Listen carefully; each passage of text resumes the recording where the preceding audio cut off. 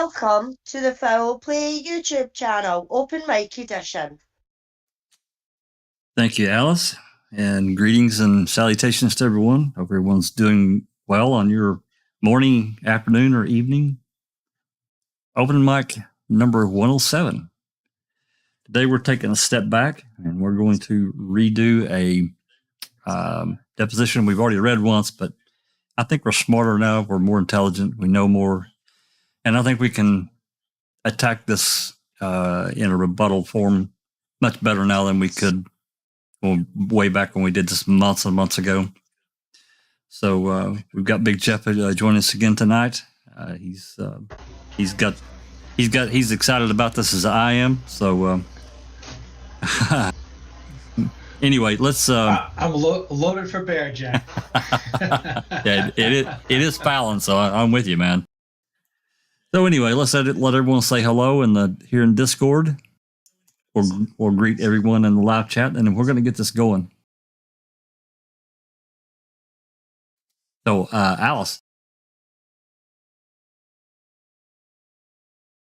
Panel, great to see everybody on panel. Lovely to see everyone in chat. Thanks very much for joining us, and can't wait to pull this apart. Absolutely. And Big Jeff, how you doing, man? Hey, Jack. Hey, thanks for having me back. I feel exactly the same way as Alice, and given that preview that we gave this last week, I mean, just have to say, if you can't state something in plain English, you just know it's bullshit. Is it any simpler than that? That's right. No, that's pretty well. That's pretty well it. So looking forward to picking this apart with the team. Absolutely. And, we've got our own legal backup. Oh, wait, there's Disco first. Hey, Disco. Hey there, just snuck in at the end, but I wouldn't miss it for the world. I hope everybody's good in chat and on the panel. Looking forward to this one, and we'll tease through this and find out what a real weasel he is, I think, yeah. Yeah, I know it's, it's moving in toward the midnight hour your way, so thanks so much for taking the time. No problem. Really appreciate it. And then our legal mind, our legal eagle, Cherie. Hi, everybody, and welcome to Open Mic. Looking forward to it. Yeah, I'm sure you look forward to beating Mr. Fallon up pretty significantly. And then Susan, she sounds almost all healed up. She can actually do a Kratz now. It'll really well. Well, I don't know. Hi, everybody. Stop. Glad to be here. Stop. Stop, sugar. And then Let's roast turtle lips. There you go. Where's Rhonda? I thought Rhonda was coming. Maybe she's going to jump in on. Oh, there she is. I'm here, nerd. I'm blind today. I keep looking over and looking. I'm doing too many things at one time. I got to slow down here. I need more than one. I gotta find a way to get a second monitor somehow. Anyway, hey, Rhonda. Oh, well, first I just have to say thank you to Susan for using my favorite nickname for Fallon, Turtle Lips. I don't know why, but he just has turtle lips to me. So I always refer to him as Turtle Lips. So thank you, Susan. And hello, everybody. Hello, everybody in chat and on the panel. And it's pretty cool. We got Big Jeff. I haven't talked to Big Jeff in ages, so it's great to see you too. Thank you for joining us. Good to see you too, Rhonda. Can't wait to get this one on. Oh, yeah. Yeah, Big Jeff's been on the last several here that we've been on these depositions because he's got a big interest in them as I do, and we love discussing it. So yeah, I've missed a lot, so I apologize, but I'm back. So you logged in again through the web browser on Discord? No, it's not letting me. I can really only do one thing at a time, so I'm just on YouTube on my laptop, and I'm on my phone for Discord. Oh, okay. So, yeah, well, that'll work too. Yeah. Yep. So yeah, but I'm here. I don't know if Sunshine Christina wants to talk. She's pretty sick and she sounds pretty horrible. So, but Yeah. She sounds like Vito Corleone. She should just give a Vito Corleone quote for the fan. I only want to say this. In the words of O'Kelly, truth is but a chameleon within our words. Bravo. Alrighty. Okay. Let's see what we've got in the live chat so far. Hey, there's the JD and the lovely Catnet Supermod and another Supermod, Dark Side of the Moon. Thank you, ladies, for everything you do. And of course, we got there's Kay, Rhonda SD. There's Neverly. Neverly, Neverly said DM'd me. She's doing some things, and but she's going to try to listen in, I think. Doc's busy. He's got things going on in real life. He can't be here, but he's going to try to listen as well. Hey, there's Andy B. There's Case 10 out in some cornfield, and hopefully he's still in Nebraska. I'm hoping or I asked the question of Case 10 here a while back. I'm taking it for granted that he owns a Case combine or tractor or some type, but that's the reason for the nickname. And who did you say? Who did you say, Al? Joffrey. We've got Joffrey the third in. We've got Colette M. Yeah. We've got Donna. West Virginia. Yep. Disco's in chat as well. We've got Susan in chat. We've got Passive Bear. Hello. We've got Bethany. Andy B. West Virginia. Jason Bennett, I think, just joined us. Yep. JD. Katie did it. I think that's us got everyone so far. So hello and welcome to every single one of you. Thanks for being here. Yeah, we appreciate everyone in live chat that's joined us to go through this. Should be interesting. So let me get this pulled up, and we'll get right to it. We've got Bethany. Sorry, Bethany. We missed Bethany. I heard you say Bethany. I heard you say Bethany. Yeah. Well, hi, Bethany. Great to see you. Okay, so as I said, we're going to revisit Tom Fallon. Turtle Lips, a.k.a. Emperor Palpatine, is what I call him from Star Wars. Yeah, he's getting ready to shoot some Force lightning in that picture, I think. The power, unlimited power. That's from episode 3. I'm a huge Star Wars fanatic, so forgive me. Anyway, this, as I said, we've taken a step back. This is the day before the last few we've done, Deb Strauss and so forth. This was on May 12th. He was on the stand approximately 100 minutes, looks like. And then we'll look at the witnesses. We're going to sign, and lawyers. It's a room full of lawyers, as we all. So whoever's doing the whichever lawyer here is doing the question, Big Jeff's going to do that part. Glenn or Kelly, I'm not sure which one. And then Susan's going to play the part of Fallon. It's Kelly. Is it? Okay. Yeah. Okay. For the rest of us in here, so we can split this up, these different voices, because there's like 4 or 5 other lawyers. I'll do Covelli. And Alice, if you can do Bass. And then Rhonda, if you can do Pollen. And Cherie, if you can do Finkel. Who am I doing? Who am I doing, Jack? Pollen. Ray Pollen. Okay. And do Cherie, we have the... Oh, sorry. Do you have what? Do you have the... Do we have a link for the... Oh, for hell's sake.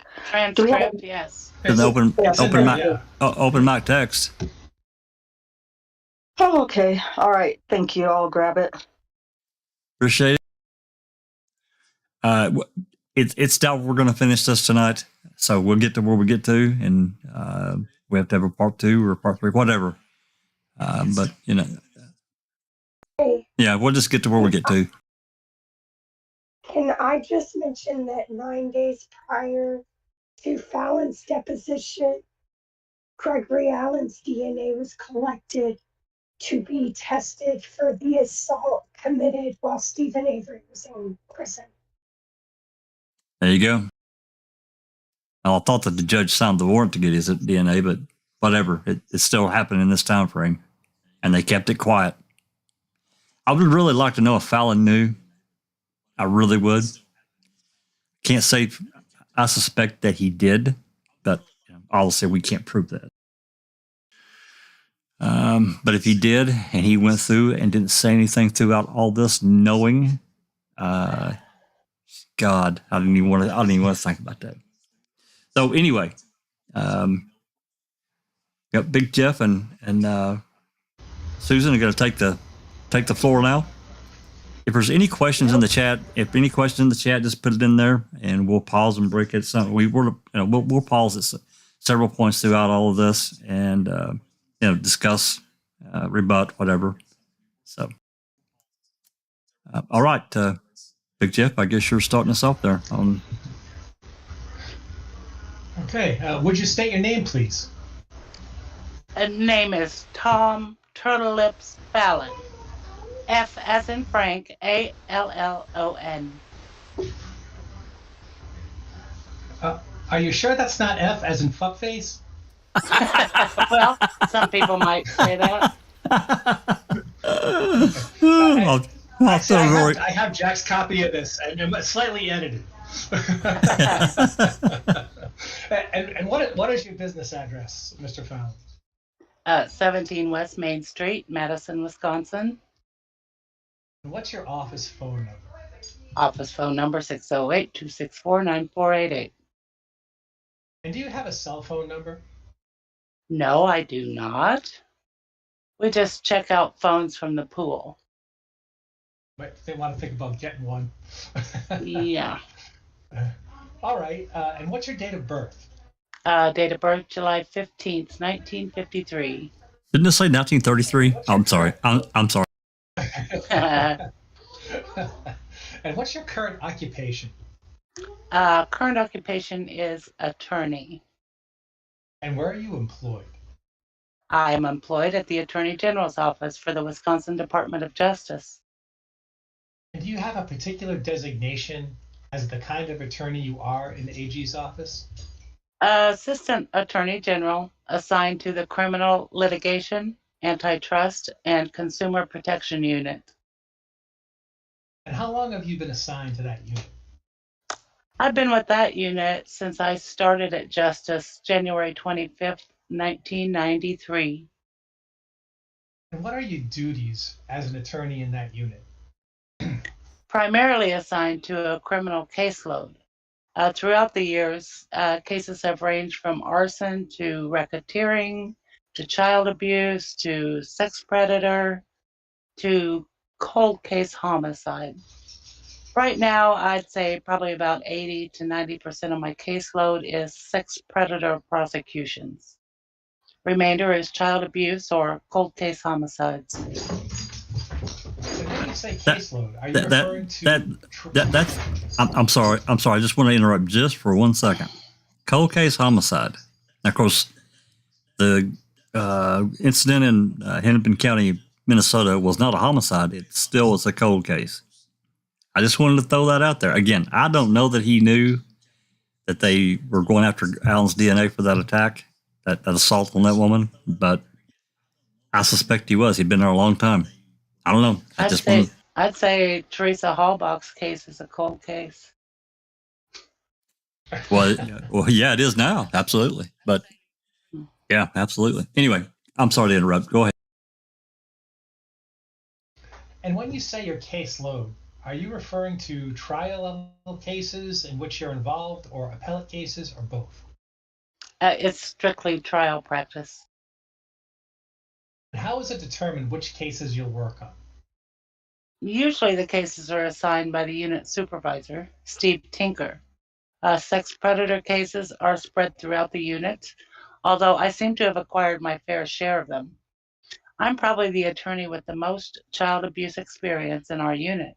So, if possible, I'm the one who would draw that case, assuming I'm free. I mean, given whatever is going on in my caseload, if something comes in, I'll handle it. But generally speaking, everything is pretty well divvied up. A few of us have some things, or some of us are interested in white collar cases or, racketeering stuff. And for me, I gravitate more to the social science, child abuse, and, general prosecution. How is it that the Attorney General's office gets involved in the trial court prosecution of criminal cases in the first place? Well, most of the criminal cases we have concurrent or shared jurisdiction with the district attorneys. Usually we're invited in by the DA on a request for a special prosecutor, or we could be asked in by, say, our Division of Criminal Investigation. May have been asked to assist the locals, and then, they may ask us to see if we want to interject and call the DA and see if we want to help them, want them to help. But generally, by and large, we're asked in for probably most of what we do in our unit. The sex predator, we've kind of worked out a deal with the DAs. We do about half the cases in the state, and the DAs do about the other half, just because of the workload. And we don't have a lot of folks in our unit doing general criminal prosecution work these days, so we have to kind of spread things out. I believe you testified just a little bit earlier that you started in the Attorney General's office in January of '93. Correct. Would you tell me your employment history prior to that? Sure. I started as an assistant corporation counsel in Kenosha County, Wisconsin, November 12, 1980. I worked in that capacity as an assistant corporation counsel assigned to the child support and family court unit until June 3rd of 82. I was an assistant DA in Kenosha County from June 3rd of 82 until February of 86. I left, did a little traveling, and then went into private practice a few months later in September of 86 for a law firm in Cedarburg called Levy & Levy, Levy, in Cedarburg, and worked with them for probably about a year and a half, I think it was, till about April of 88. And I went back to the district attorney's office in Kenosha County as a special prosecutor to run a narcotics unit. In 1988, Omnibus Crime Control Act, afforded a lot of money to the local agencies. And so they were creating some MEG units, as they're called.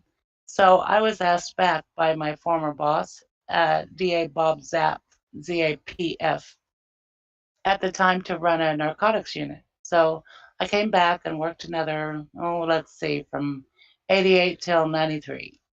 I left in 93 to come to justice.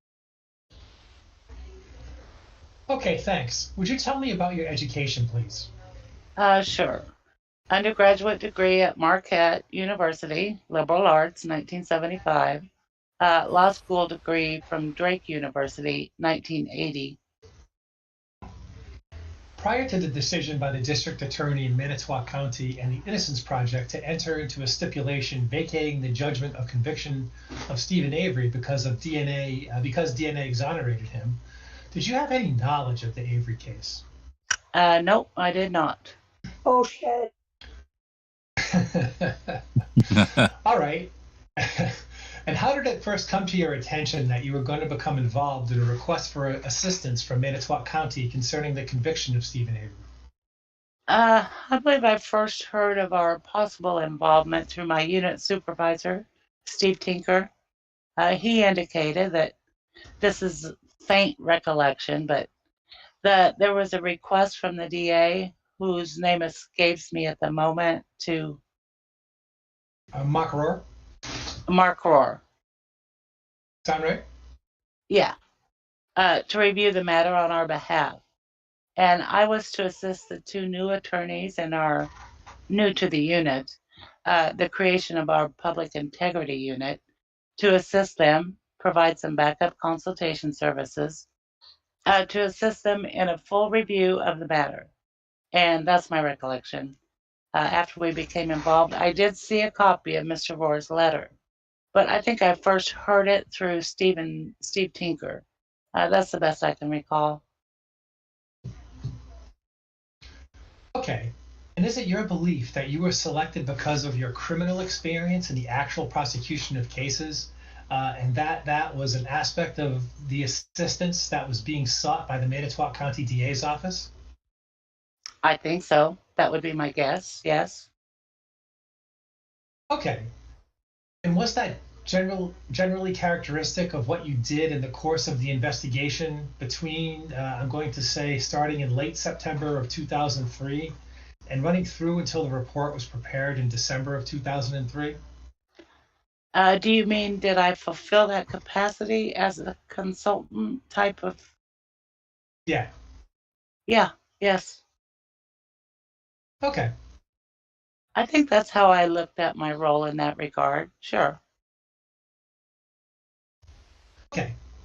We've had some testimony here, and I know my colleagues will object if I mischaracterize it, that there was an interaction between somebody's cell phone ring, sorry, between the special agents from DCI who were conducting the field investigation and the attorneys in the Madison office, specifically yourself, Jennifer Nashold, and Monica Burkhart-Brisk. Yes, there was. And that the greater part of that consultation between the DCI agents and the attorneys was with Jennifer Nashold and Monica Burkhart-Brisk, and the lesser part was with you. Does that seem right to you?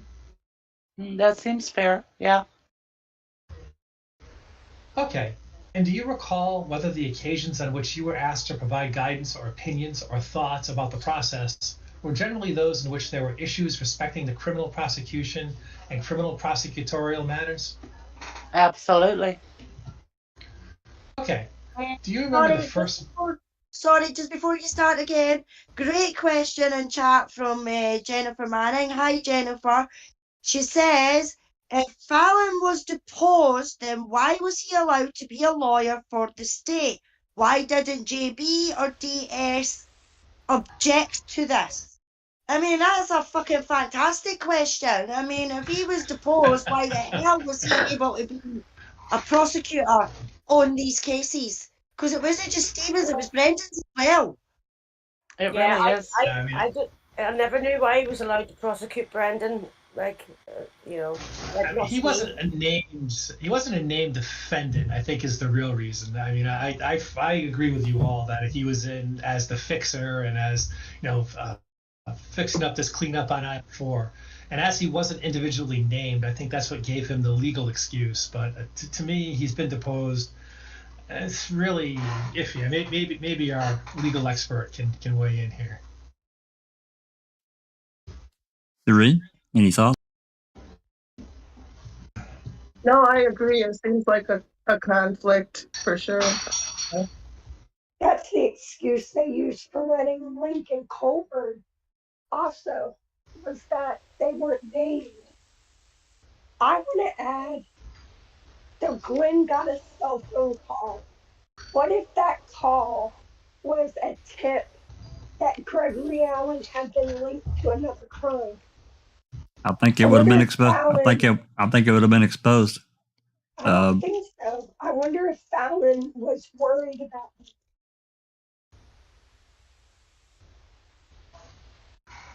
I don't know. Hard to know. Yeah. Hard to know. Yeah, and something else to keep in mind, Fallon wasn't involved in the case, at least from the aspect, I'm talking about the Hallbach case, at least from the aspect of any paperwork trail in the beginning. That doesn't come until a little bit later on, like in I'm going to say February, maybe January, but I think more like February and March of 2006 before he really began to be involved in the case at all. It was Kratz mainly, I think. Gunn may have been brought on, but there's really not much from him. But again, not that we have access to. right, And nothing. who controls the paperwork for the DOJ? Well, they do. A bunch of And lawyers. who do we write our requests to? Who Yeah. responds to them? Absolutely. Yeah, they've got a clamp on all of it. Tom Fallon. Well, he's not the controller of the DOJ, but he's certainly, He controls the records requests. He's the one we banter with. well, I talked to Paul. I think it was You're right. Paul. I can't remember. Is it last Ferguson or some such nonsense? Ferguson. Yeah. Ferguson, because Fallon's gone. That's right. I'm sorry, misspoke. But that's okay. Well, to me, Christina and everyone, it's a bunch of lawyers protecting other lawyers. That's what I get out of it, and that's what they've done. But nonetheless, I still think it was a major conflict for him because of this deposition for him to be involved in the Hallbach case at all. That's all I got to say about that. Major conflict. All right, you guys continue on whenever you're ready. Line 8, Jack.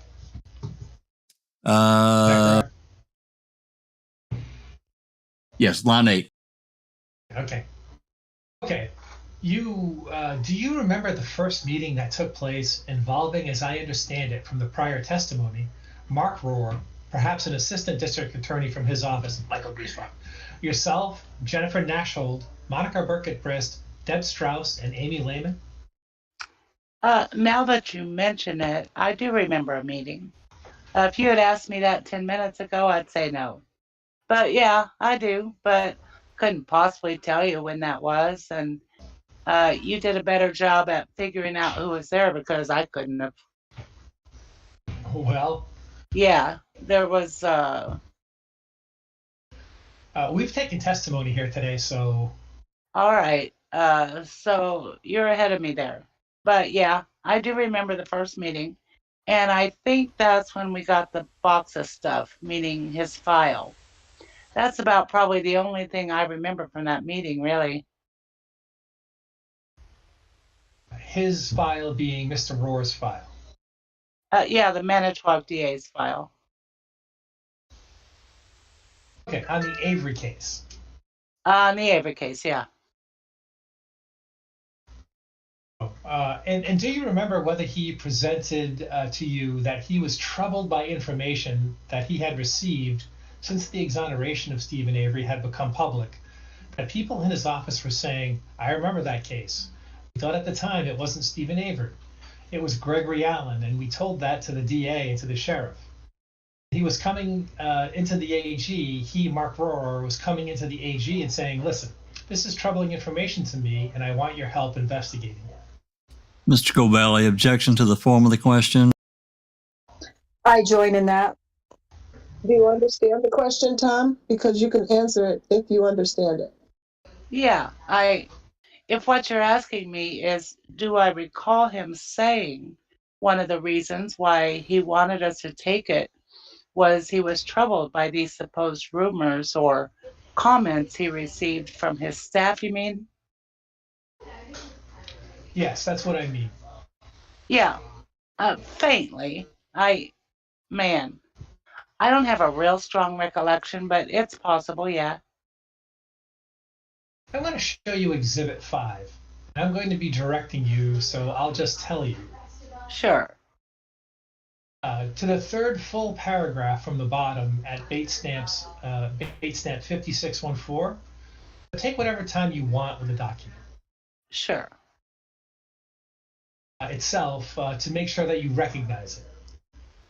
I guess I better read this. Hold on a second. Okay, yeah. I see the paragraph you're referring to. Would you read the paragraph into the record? Sure. Document 5614, quote, soon after the mistake became public knowledge with the Manitowoc County Courthouse, the current district attorney, Mark Rohr, started receiving information that people within the courthouse never believed these crimes were committed by Avery. These people all believed Allen committed the crime.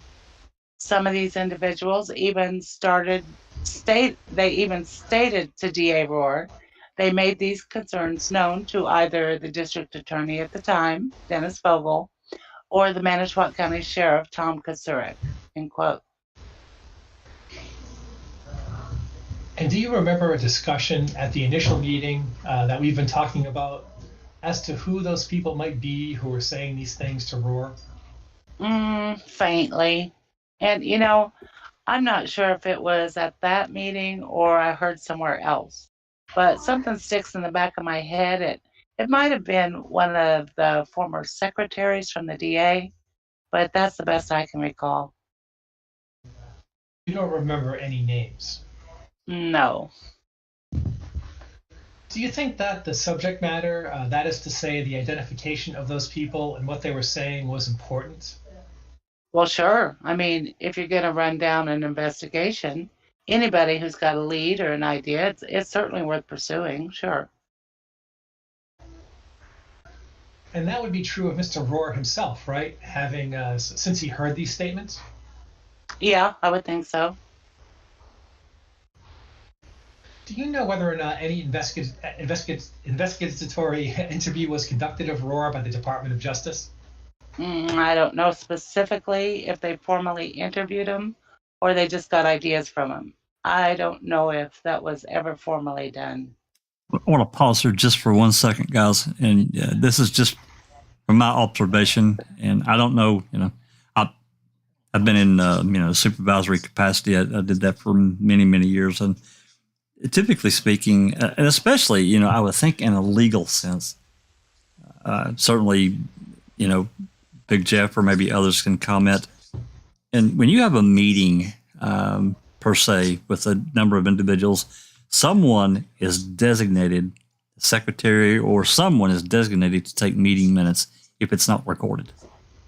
It's basically just, right? And apparently that didn't happen at all. And I'm really curious as to why. I mean, this is a big deal. Yeah, it is.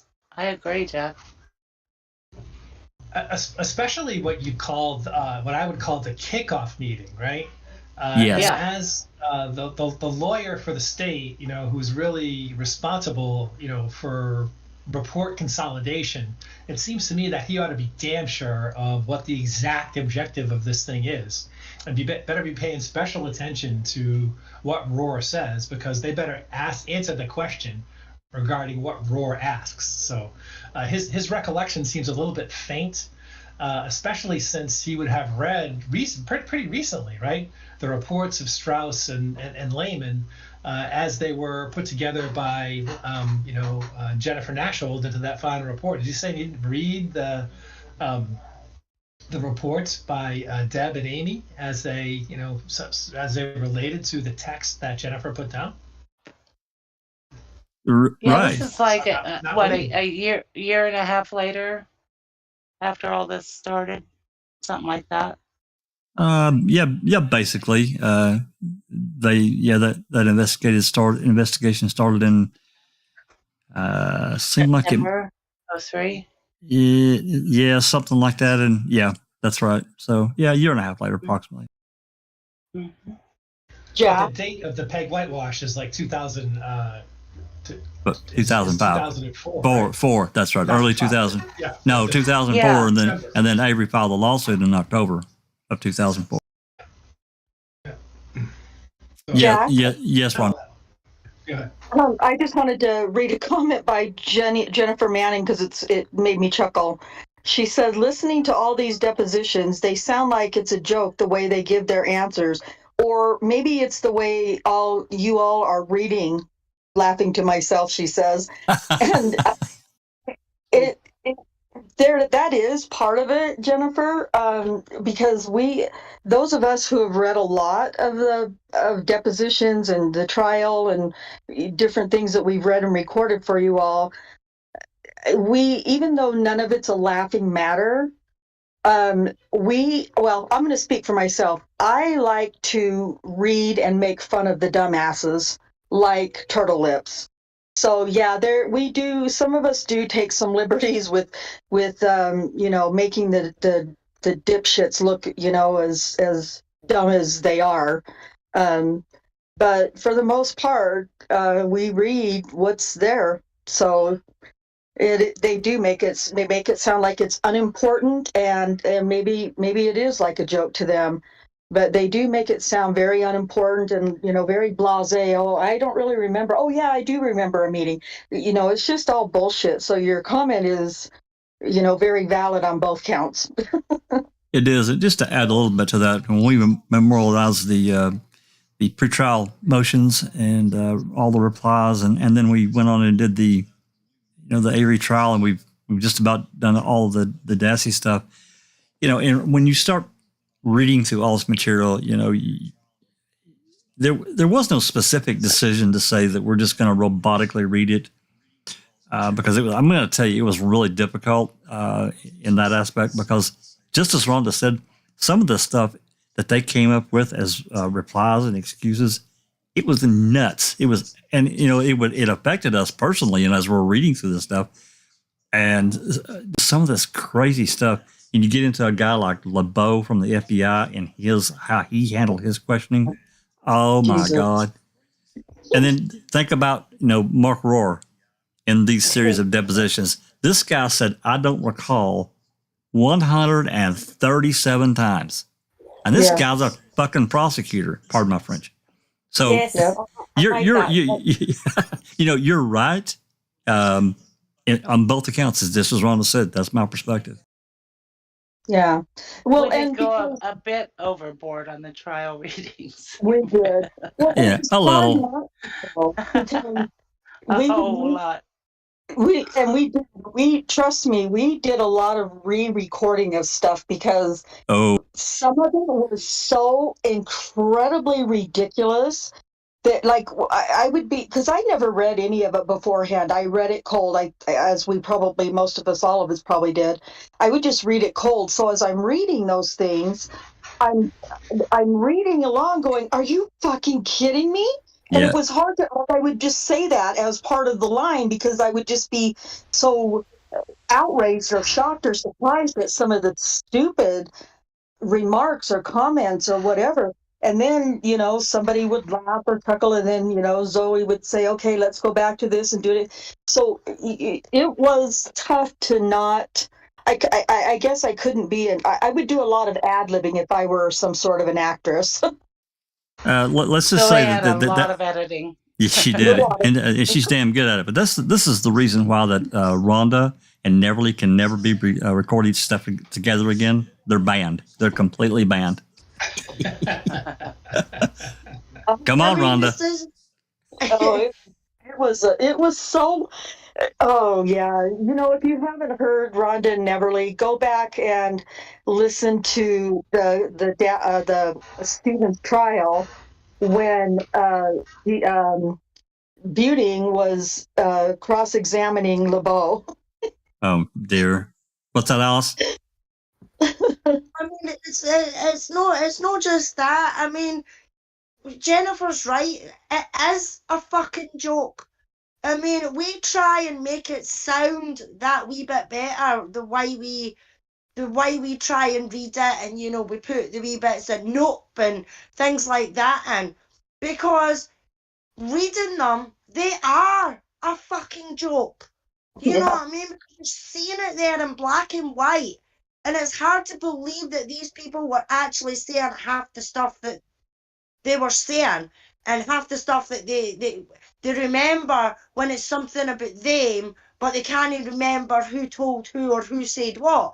So it can get a bit tedious. So we try and make it that wee bit of fun, you know what I mean? Because if you don't, then you lose the plot. Like you were saying, Jack, when we were doing it before, it would get to you because it was just like droning on and on and on and on and on, So you have to try and make it that wee bit funnier, I think. I mean, even though it isn't a laughing matter and they're serious documents, but if we were constantly being serious, The majority of us would be on your bloody Xanax, you know what I mean? For fucking permanently. Well, yeah, I mean, again, that comes back to, well, part of what you said there, that comes back again to this important meeting that Rohr had and Griesbach had with the Department of Justice to investigate.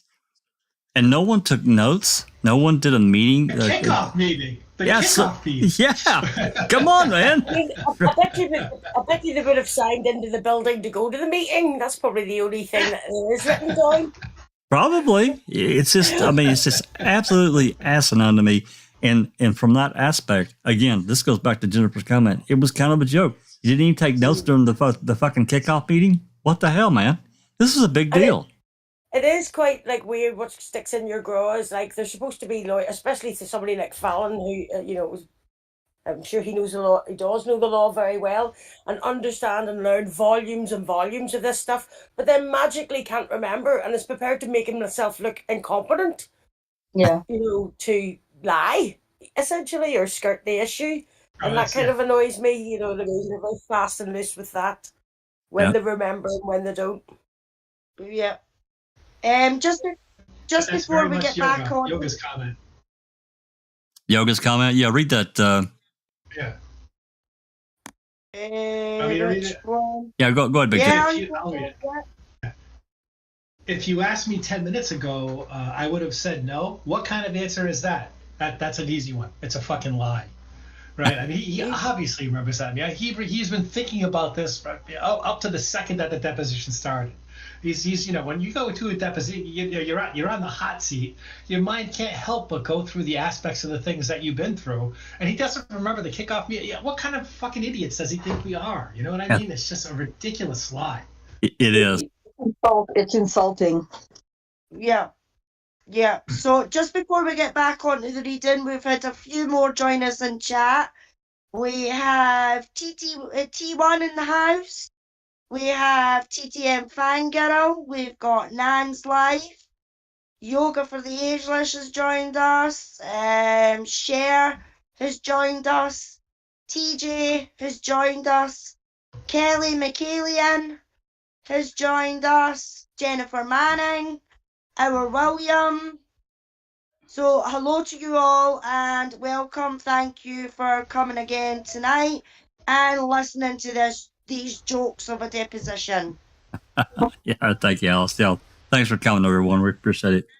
All right, let's get back to it. There looks like we're on line one. Oh, I'm sorry. Go ahead, Jay.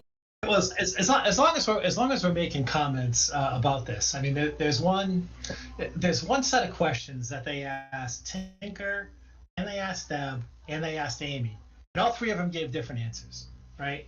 And that question was, and I hope it's asked in this deposition. That question was, did you all decide? Speaking to Amy and Deb, and I guess Tinker too. Who decided who the next person was to be interviewed, and who dictated the order? Was it just the investigators, or was there some coordination back with the attorneys as to what order to go? Deb Strauss says no, it was just us. Amy Lehman says, oh yeah, that was some of that. I think there was some of that. And Tinker says, yes, there was some of that. So who was it? Who was it giving those directives on what order that it was to go see stuff?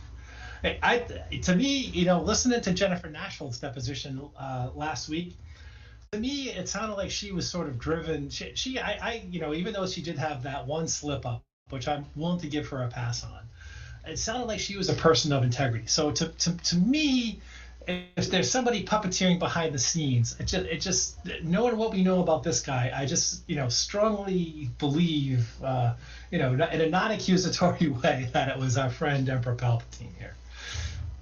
Yeah, I agree with you, Big Jeff. I think that Jennifer wanted to do the right thing. I think she wanted these things to come out in that report, and it probably bothered her. I mean, I'm with you. I give her the one mulligan. But I think she wanted this stuff to be pretty much front and center in that report. And I bet you she was privately, and wouldn't admit to it in the deposition, of course, but I bet she was privately disappointed. I bet she was. Who's doing the puppeteering is my question. Who's Well- telling them, oh yeah, you got to go talk to this person next? I'm going to bet that we're reading one of them right now, and probably along with that Mike Bauer, and then probably on up to Peg herself. I'd bet on it. I really would. So, all right, line one. Yeah. Do you know whether or not there's any record of any interview of Rohr by the investigators or by anybody from the Department of Justice? Right. I don't recall ever seeing anything in writing or anything like that. Okay. I'm not sure. All right. I want to show you what's been marked as exhibit number 3 and ask you to just take a moment and examine that. What's the date number on that again? 5088. Thanks. Okay. Was that a directive from the Attorney General to various personnel in the Department of Justice about the response that the department was going to make and carry out concerning the request for assistance that was made of it by the District Attorney of Manitowoc County? Appears to be. I mean, this looks like a copy of the same email that I got on the date indicated. So, as far as I recall, this may be the first comments from the front office as to what they expected. And to your knowledge, is what they expected carried out? Sure. I mean, my specific recollection of what the Public Integrity Unit was expected to do was look at the case and determine whether or not there was any criminal misconduct associated with the investigation or prosecution of the case. And to somewhat of a lesser extent, that's probably one of the reasons why I was asked in, is whether or not there was any type of, ethical violation with respect to failure to disclose what is traditionally called exculpatory evidence in the case. So that's how I took it, anyways, as to how I was supposed to be involved. And also, one of the objectives, as the Attorney General stated it, was to, quote, utilize the issues to advocate for more resources for our crime labs, close quote. Okay. Paragraph 3. Sure. I'll have to take that as at your word. That was never an issue with the three of us with respect to what we were doing here. Okay. You just made reference a moment ago to a focus you thought that would be part of your responsibility on exculpatory evidence. Right. And what is, quote, exculpatory evidence, close quote, as you understand it? Exculpatory evidence is evidence, it's usually, it's multifaceted. But taking it from the ethics code, it's either evidence which clearly shows that somebody didn't commit the offense in question, or is evidence which may tend to mitigate their sense of responsibility for the offense to a somewhat lesser liability, or perhaps would go toward mitigation or in favor of a more lenient sentence. Evidence in that regard. Evidence. Also, it's evidence of which its failure to turn over would be likely to change the outcome of the case.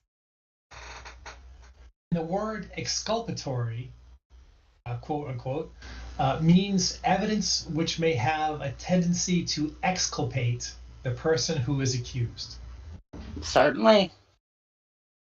And the origin of the principle of exculpatory evidence is constitutional in a case which is decided by the Supreme Court entitled Brady versus Maryland. Is that right? I think you can make a case that goes back before that. But sure, that's the seminal case in the United States Supreme Court. And there are several others that come after it. And then, of course, there's, the first ethics revisions probably, I bet, I didn't look, predate Brady. I think so. And in this case, the focus on exculpatory evidence had to do with whether or not there were other viable suspects who were known to the police and were not provided to the defense lawyers. I think so. That was a major question with respect to exculpation. Sure. In this case. Yeah. What other suspects were out there? What reports were existed and turned over to who and when and under what circumstances and things of that sort. Sure. And that was one of the principal tasks of the DCI investigators, was to pursue at the field level the primary evidentiary facts about that. Well, they were required to basically, redo the investigation, I think. I wasn't party to any of this individual DCI meetings as to what their marching orders were, but my impression was that they were to go back and review these witnesses, check out any new leads regarding what was known in 85 and what was not known, and then pull everything together. And then the lawyers would sit down and look at it and see whether or not we've got, some criminal misconduct or some ethical violation. So I think it's all part and parcel of it, sure, just to try to figure out what happened in 85. Just a moment ago, you said you thought that they were to, quote unquote, redo the investigation. Did you yourself review, as part of your execution of your duties in regard to the Avery report by the Attorney General, did you review the DCI investigatory reports? I reviewed a pretty fair amount of them. I can't say that I reviewed all of them, but I did. I believe I did review their reports regarding the interviews of the sheriff and the law enforcement officers. I think I looked at those. City and county? Yeah, I think so. Right. And although I don't have a clear recollection, but I'm pretty sure I read Mr. Kasurik's report. I'm just drawing a blank on Manitowoc PD. It's been a couple years. And I did have the opportunity of sitting in on their interview, at least part of it. Their interview with the former DA, Mr. Vogel. I got I don't know how long they went, but I had to leave before they were done. So I did get a chance to sit in that a little bit of that one, because that was done downtown in Madison. I'm going to pause right here before we continue on because I don't want it to get lost.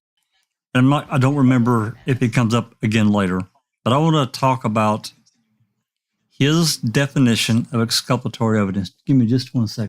I want to mark this. Hey, did he mention that he also sat in on Vogel's? Did. He did? Okay. All right, I'm going to scroll back up. I marked that line there with a page. We're on page PDF page 21 at line 4. So I'm going to scroll up a little bit here.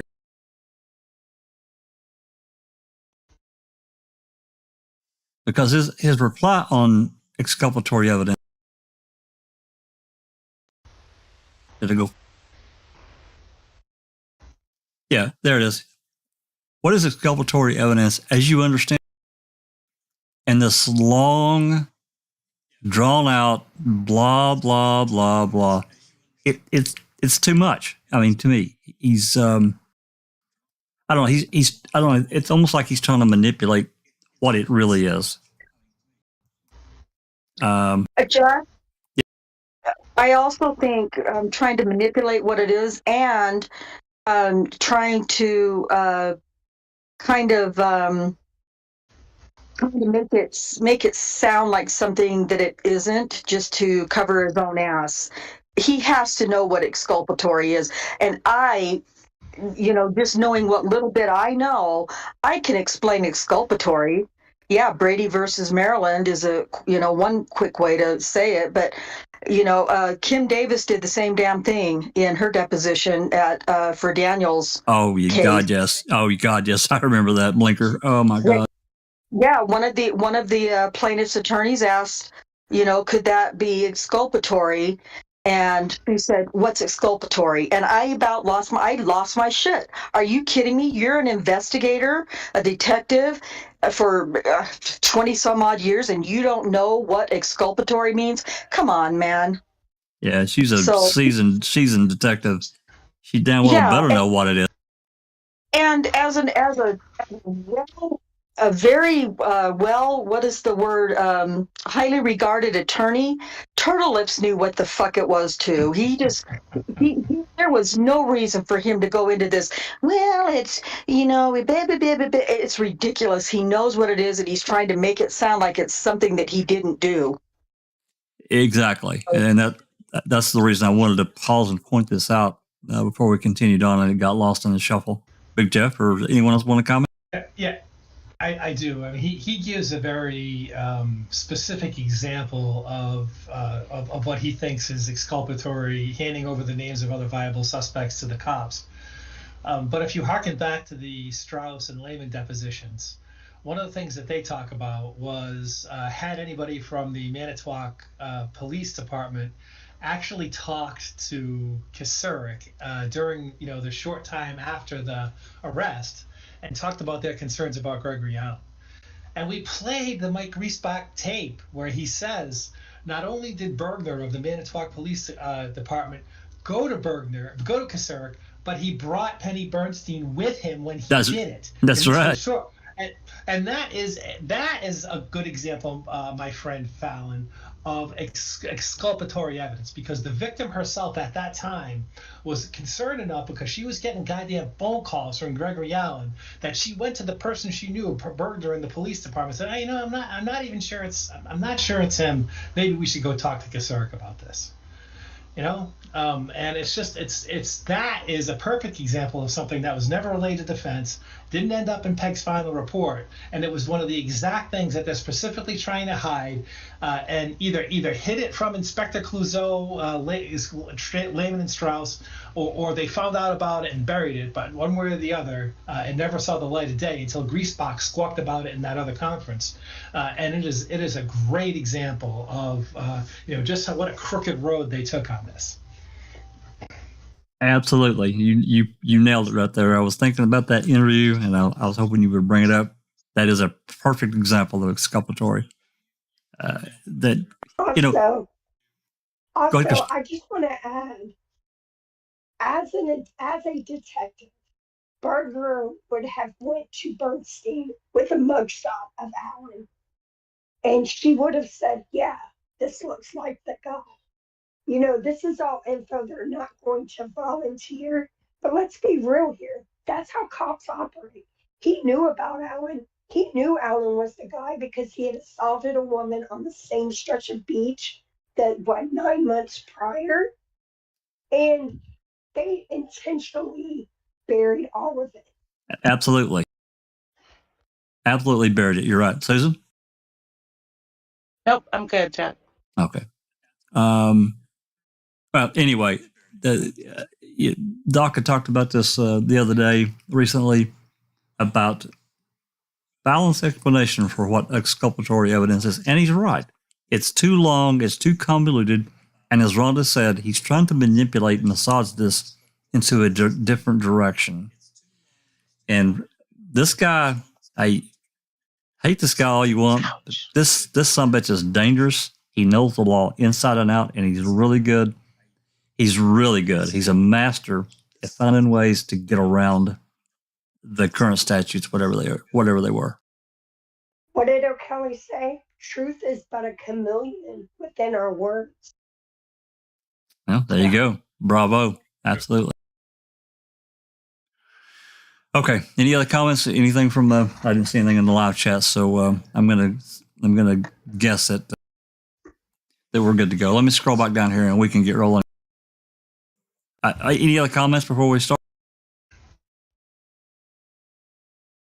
I just have to wait to cool down because this already's got my blood boiling. So I'll start from line 4. Yep, line 4. You're ready to go. Quick question: do you recall the report that reviewed the interview conducted of Sheriff Peterson, the then current sheriff of Manitowoc County, by Miss Strauss in this case? I probably did, but I have no recollection of that. Let me ask you another question. Do you know whether or not that sheriff objected to Miss Strauss and said, quote, "I certainly hope you're not going to try to reinvestigate this case," close quote. And she assured him, quote, "Oh no, we're not trying to reinvestigate this case," close quote. Do you remember that at all? I don't have, no, I don't have a recollection. I can't help you on that one. Flubber, flubber, flubber, flubber, flubber. Blah, blah, blah. My Right. lips are getting in the way. I'm going to show you what's been marked as Exhibit 20 and ask you to take a moment and examine that and tell us what that is. That's bait stamped. 5091. Okay, sure. What's Well, this looks like at least the 5091 and 5092 are a copy of an email I sent to the other people directly involved here. Monica Burkhart-Briss, Jennifer Nashold, and then the two investigators, Amy Lehman and Deb Strauss, basically advising of my efforts to track down who currently had the file, the defense file, when we can get it and where it had been. amongst the places that you tried to track down that file were the the Wisconsin Innocence Project Right. and the Office of the State Public Defender. Yeah, whatever is indicated there. I don't remember how we started or whatever, but I thought that would be a good place to start to try and figure out where the file was and who had it. We assumed that Project Innocence had the file since they were working on I think they were working on the DNA issue, so Well, I thought we'd start there. let me go through with you and see if you remember the possible sources. Okay. The criminal defense file in the case of the criminal defense file in the case would be the Manitowoc County Public Defender in the person of Risa Evans, who was the first lawyer on the case. Is that right? Right, right. Attorney James Bolgert, a private practitioner, since become a judge Judge. who actually tried the case. Right. The appellate division of the state public defender's office in the person of Jack Scherer, who handled the post-conviction proceedings in the case, Right. or at least one of the post-conviction proceedings. Oh, one of them. Right, right. The Wisconsin Innocence Project, insofar as they got any of those files from any of the other participants. Right. Stephen Glynn, who was present in the room today, and Rob Hennat, his colleague, who did the second post-conviction proceedings in the case. Right. Any other sources you're aware of? None that come to mind. That's the best I could put together of the laundry list there of people who might have come in contact with the file. That's the best I can come up with. All right. Was it the responsibility of the DCI investigators to obtain whatever files there were in the investigation? Well, we asked for their assistance, but I think I just said I think because of the fact that it was Project Innocence and we were working with the lawyers, that I would make the professional courtesy call, being the lawyer myself, and that I would call Mr. Finley and see if we could arrange or see what I could find out as to how much of the file or if they had all the file or just what the story was. So I just took it upon myself. I said, I'm sure I was thinking professional courtesy. I said, I'll just make a call. I think they did go and I think Steve Tinker, and I think I subsequently followed up with a call to Jim Bogert and asked if he, because sometimes lawyers keep notes from files from yesteryear on cases of great interest or whatever. And, just as a stab in the dark, do you have anything left over from the case? And he told me that he didn't. I didn't have any idea where Risa Evans was. I had heard that she wasn't practicing law, and I think the agents had to go and find her and ask her if she had anything from the file because it looked like she might have had the file on 2 different occasions. So I think we asked them to go talk to her and see if she had anything left over. And as far What's your recollection of what they found out? my recollection is, they didn't have anything of great significance, if at all. The impression is that she didn't have anything. And that basically, I was left with the impression that what we finally looked at from Project Innocence was pretty much the file. I couldn't find evidence of paperwork floating elsewhere. He just admitted that he told the DCI agents Strauss and Lehman to go interview a particular person. That's right. Yeah. He did. Yep. Are you satisfied as you sit here today that you found the entirety of the criminal defense file in this case? Mr. Cobelli, objection vague as to what you mean by, you mean that's what's left of it or whatever existed? I mean, whatever existed of the criminal defense file in the Stephen Avery case, that when the Attorney General's office conducted its review and you tried to locate all of that, are you satisfied that you found it all? That'd be nothing but rank speculation. Let's put it this way. I have no reason to believe that there is paperwork elsewhere. I mean, we went and asked everybody who had their hands on the file, I believe. And so I was left with the reasoned conclusion that Project Innocence had that. Now, whether or not, lawyers forgot that they had notes somewhere on a case, I'd have no way of knowing that. But I mean, I felt about as comfortable as I could, having made all the reasonable inquiries, that we got pretty much all that we could get from the defense perspective.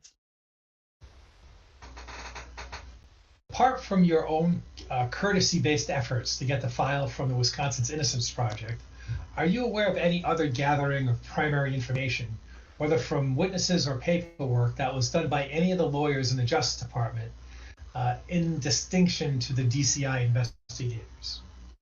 Oh, you mean have any of my colleagues made inquiries elsewhere? Is that what you're driving at? What I'm wanting to know is, Oh, other than you doing okay. the effort to get the criminal defense file, all the rest of the primary investigation work was done by DCI. DCI. DCI investigators. Yeah, that's my yeah, sure. Okay. That's my impression. It's their reports that constitute the investigatory reports in this case. Right. So when Exhibit 7 was prepared, the investigatory data, if you will, the interviews of witnesses, the documents and so forth, were provided to those who composed the reports by DCI investigators, reports and the documents that were gathered. And the documents that we gathered, right. We got documents. We pulled the criminal appeals file from yesteryear, and but we didn't talk to the attorneys who had handled the appeals. Kind of gave them the Chinese wall thing. What the fuck is that? I have no idea. Maybe somebody can look up what a Chinese wall is, because I don't know what it is either. We took all the stuff that the Manitowoc GA had in his files. I went over and personally looked at the Project Innocence material. After having reviewed everything else, then I went and looked at their stuff. And then there was the DCI agents, the critical interviews of the people from yesteryear, and made the critical decisions in the case. Yeah, that would be it. That was the compilation of materials that I assume went into this final document here, which you have as Exhibit 7.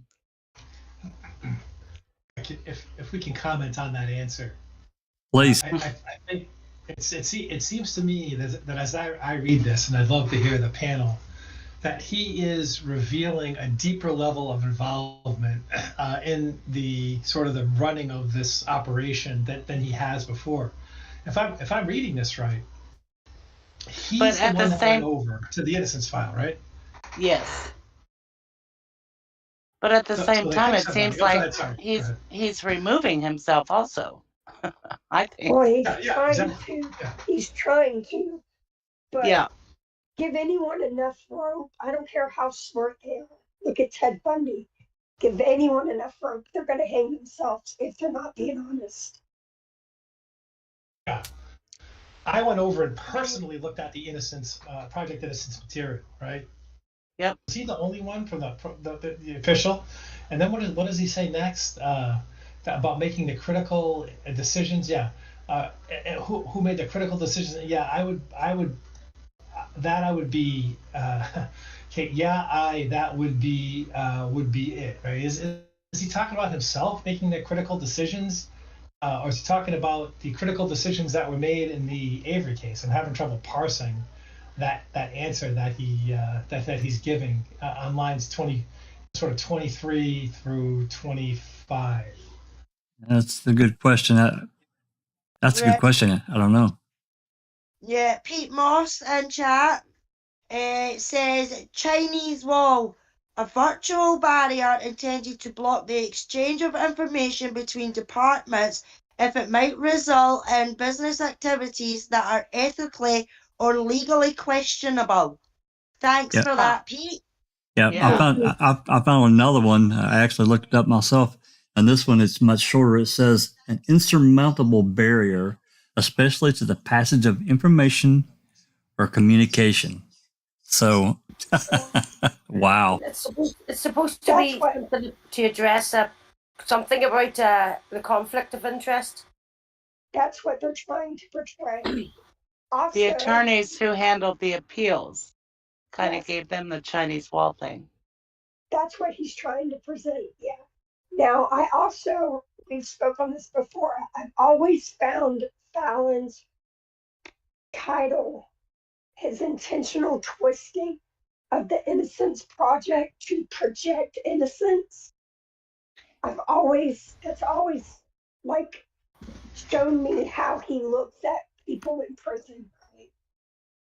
Because it's the Innocence Project, but he always twists the words.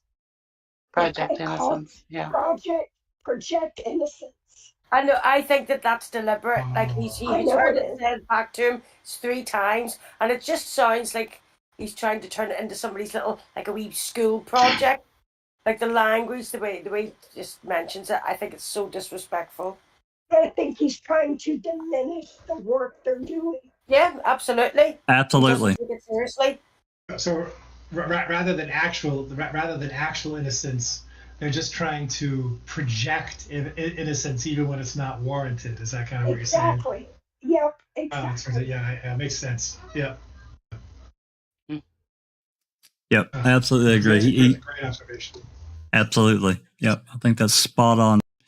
I told you. I mean, I didn't recognize it. I'm reaching back into yesteryear, way back into 2016, before we really got a lot of hands-on information about everything that this guy had done and how intelligent he really is about the law and his way. He wielded, there's no doubt, he wielded and probably still does a lot of juice within the Department of Justice. His ability to manipulate the statutes to get an outcome that he wanted, that was favorable to whatever. It didn't, you can pick whatever side you want. I would be willing to wager if making a murderer hadn't been as successful as it is, Tom Fallon would have used this case to run for AG's office or governor. Maybe. I mean, maybe. I mean, he certainly had. He probably could have got the political backing and made a very strong effort. But you get into those situations, that changes the flavor. Because now he will become less from the behind the scenes, being able to wield so much influence to being in front of everyone. So maybe. He did say he was working up in Kenosha at first as well, and we know how corrupt they are. Yep. And I know that more recently he's been, I don't know about now, but I mean, in the last few years, I know he worked out of Dane County, working on various cases. I don't know if he's retired yet or not. You see, he probably is. So if he was born in 53, that makes him, what, 47? 70 next year. Yeah, so I'm not sure if he's retired yet or not, but the dude's been around the block, and really interesting answer. Not only this one, but the exculpatory evidence. Come on. I wondered if he was still on sabbatical. That's a good question. That's good. I don't think he. I read something, and don't ask me where I read it because I don't remember, but this was more recent, and I'm saying within the last probably 12 months that he was helping with cases out of Dane County, maybe, sexual assault cases and that kind of thing. Was it not a shaken baby thing, or is that not right? I don't know. No, it wasn't Avery. No, a shaking baby case. Oh, that maybe I don't know. I just remember there was some assault cases, maybe some child abuse issues and that kind of things. If he's messing with sex assault cases, it's to bury them. It's not to solve them. That's his main focus, or it was. Yes. Yeah, he's good at burying the truth. There's no doubt about it. He did it so well in the Dassey case. It's scary what he did in that case. It really is. Anyway, continue whenever if you guys are done. If there's no more comments, let's move on. Line 5. Yep, line 5. Yep. I'm sorry. Okay. And that final document is a correspondence memorandum from the Attorney General back to the District Attorney of Manitowoc County, reporting to the District Attorney on the request for assistance that had been made of the Department of Justice by the District Attorney. Right. I believe that's the final report. It's not an investigatory report itself. Is that correct? Well, I don't know what you want to label it. All it is, it's the conclusions of our investigation. It's in a memorandum form. So whether it's an investigative report, I suppose that's just a matter of how you want to look at it. But this is the final report, as it were. Yeah. Right. And do you know who was primarily responsible for the composition of that report? The final drafts, I don't know how it came into final form. Yeah, right. I know that the bulk of the early drafting and everything was done by Jennifer Nashel. I know that I think I saw one early draft and offered my 2 cents worth, as it were, in formulating a draft, which was late November. So where it went from, beginning of December till the final form, I don't know who else had their hands in creating the final look, but I know Jennifer did the bulk of the drafting. All right. Do you recall whether, when Jennifer was drafting, she was drafting electronically in such a way that she could shoot drafts to you and to Monica and to Steve Tinker while she was drafting, or did she just work up one basic initial document and then? My recollection is she worked up an original Word document and then emailed myself and Monica. I don't know if Steve was in on the first draft or two or not. I don't have a recollection, and we looked at it and says, well, what do you think? And then we'd throw in our 2 cents worth and then. And when you threw in your 2 cents worth, was it electronically in response to her? I did. Mine was, yeah. Okay. When you got, did you get a copy of the subpoena in this case calling for the materials that was called for? No, I didn't get in fact, I've never been subpoenaed. I didn't know you guys wanted to talk to me until about 10 days ago. So the one thing I was asked to do by our office, by Mr. Finkelmeyer, was to collect any documentation that I may have had relative to the case. And so I pulled my emails, and then I looked. I found a draft, an earlier draft. I was referred to November 25th, one of the early drafts, where I made comments on electronically and shot them back to her. Mhm. So I pulled that, and that's pretty much about it. I didn't have too many other documents, but When you say you pulled the documents, do you mean that they already physically existed and you went and got them? Or you mean you pulled them up out of the, you retrieved them from the electronic system? I had one email that I had a hard copy of. I have no idea why. It must have been, and then the rest of them were in the email directory. So I looked through the old case file and pulled up the email directory and then printed out the emails that I had got. Tell me what the email directory is. Well, In the Department of Justice system. No, that's not in the Department of Justice. I have, every lawyer has, a computer on their desk, and you've got, in this case, so I set up a file, Avery, and in the Avery file, I have one section that says emails to the case, and then another one I have a copy of the draft that I worked on, and then I have a copy of the final draft that was forwarded to all of us, which I guess is this one here. Referring to Exhibit 7? Right.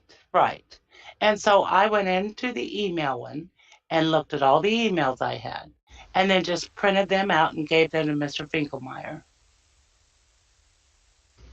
Do you believe you exhausted all of the documents that you had when you conducted that search and provided the information to Mr. Finkelmeyer? Yeah. Is there any possibility that they could be stored on a server somewhere, some other material? You're asking the wrong guy when it comes to computer stuff. I haven't the foggiest idea how. It's a mystery to me. It's like the running joke in our office. I've been around too long to figure out how computers work. So whether or not there might be something on a server somewhere, I'm the last guy you want to ask about that. I don't know. I couldn't tell you. For fuck's sake. This is such a Give me a fucking break. I'm familiar with some of these government level email systems, and back in those days, right now, because of sort of cases within the last 5 years. I mean, we all remember a very political event that had to do with certain emails, right? At the presidential level. Ever since then, they've been taking in government email systems. They delete them after 3 years. You just don't keep them. They don't archive them. But back then they used to save emails forever, and people used to use their email sort of as their file system, right? And if I wanted to know, if I wanted to retrieve specific documents, because I might want to know what comments I made to a particular draft in progress, just to check on whether or not something had actually been done later on. What I would do is I would go to my sent folder and I type in that person's name who I know that I sent it to, and I'd look for the attachments, and the attachment would be there, sort of held in the mail system, that would have the actual document that I sent with the recorded changes that I made. And he actually kind of alludes to getting this out of the emails, right? So that's kind of what he did. So he's it just seems to me that I don't know how any of this works. If he just went to his search file, searched on Jennifer Nashel, and looked for anything that had an attachment and open up that attachment, that would have been all that he had to do. And since he, for all practical purposes, admits that that's what he did to find this other one, it seemed to me that if there was any more of them, then that should have been easily found. So either there wasn't, or he's just telling a complete myth about how many documents that there possibly were between him and Jennifer. Well, he also says he made a file, an Avery file. And if he didn't put everything into that particular file, then, that's all he looked at. Right. Instead of doing a broad search, he could have done a very narrow one. Yep. Yep. I just dropped a link for those that are watching the chat, like the live chat. I just dropped a link to this is going into the Halbach case. It's not about this specifically. Emails that Fallon was a part of, email chains and so forth that were collected by Rookie and Sunshine Christina. And yourself. Wait, yeah, yes, that's correct. That we got back in the Avery case, and I put it in there just specifically. I think he understands very well about email. Also, I just want to add, if we think about how Netflix attorneys used the depositions of the plaintiffs in the case to then request more information, I think Fallon's words, like Big Jeff alluded to, were going to allow them to request and get more info.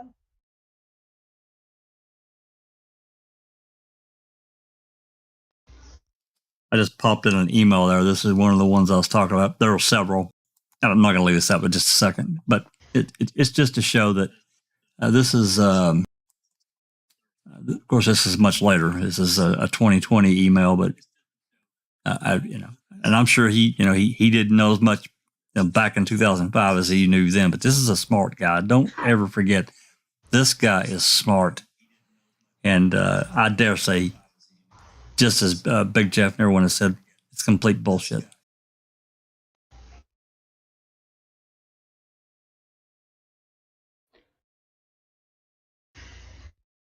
Anyway.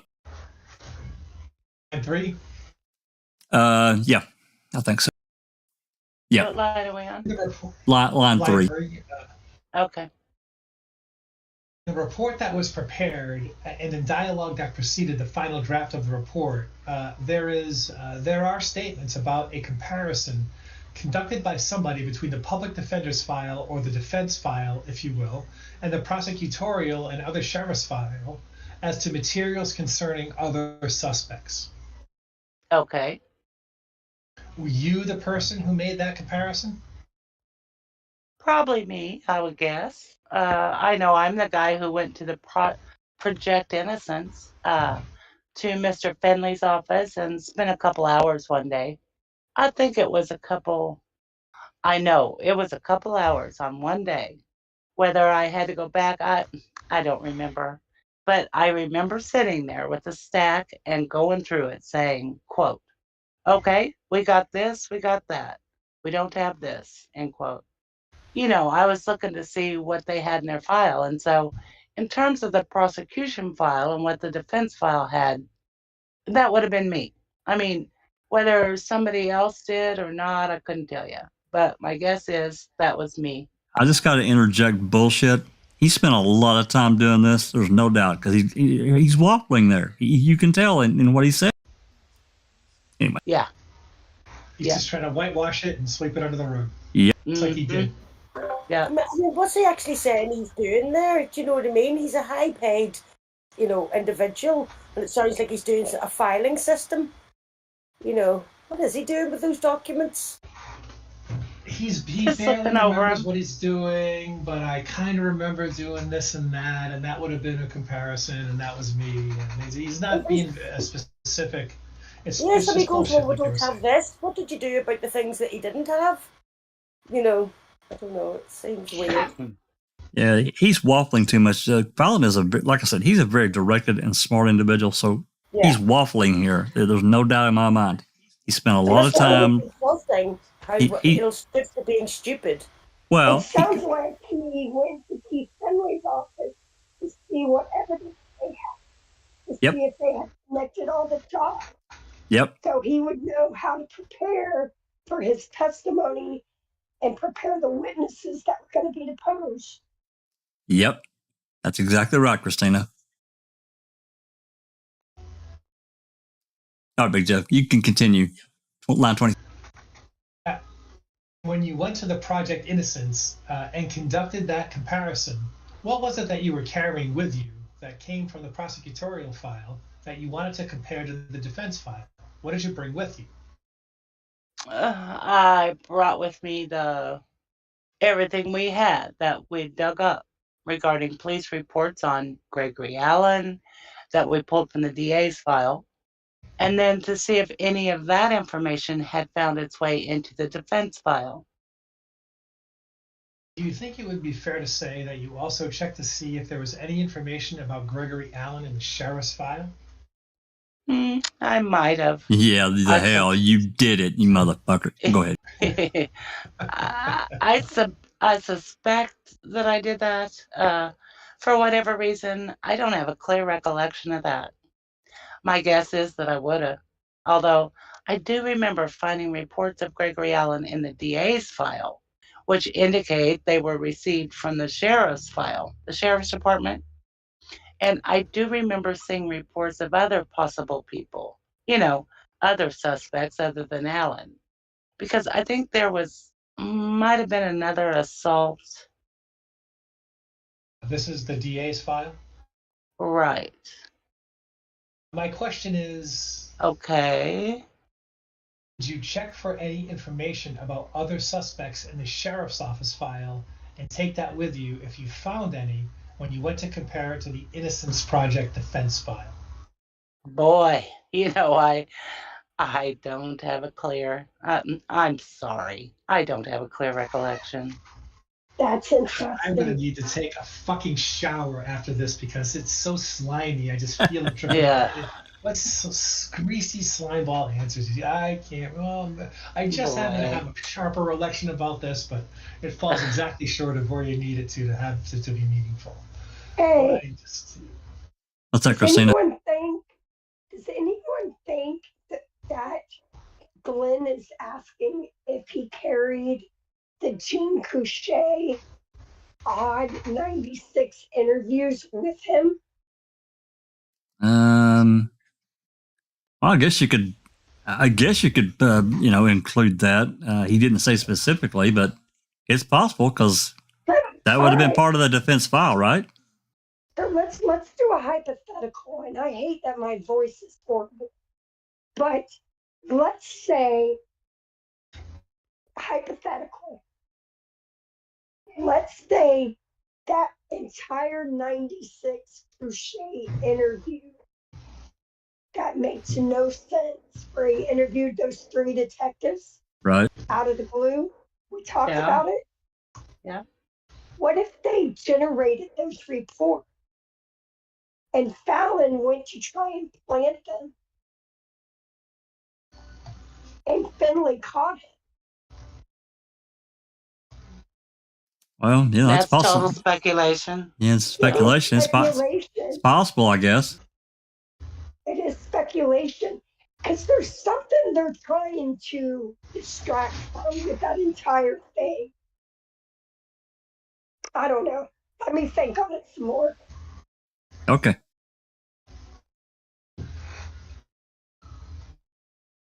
Line 7? Yeah, line 7. That's okay. I don't have a clear recollection of that. I might have and I might not have. Let me just... Yeah, I... tell you that I just very shortly... Sure. Just a little while ago, we had a document identified, and we discussed with Amy Lehman, in which she received the sheriff's file. Okay. Materials in the sheriff's file concerning other suspects, and that report and that report she prepared reported that there was material about other suspects and named them. Okay. And she said there was nothing in the sheriff's file about Gregory Allen. Okay, that's possible, sure. Does that assist your recollection at all about whether you had anything from the sheriff's file when you went to do the comparison? Mr. Cavalli, I'm going to object to the form of the question.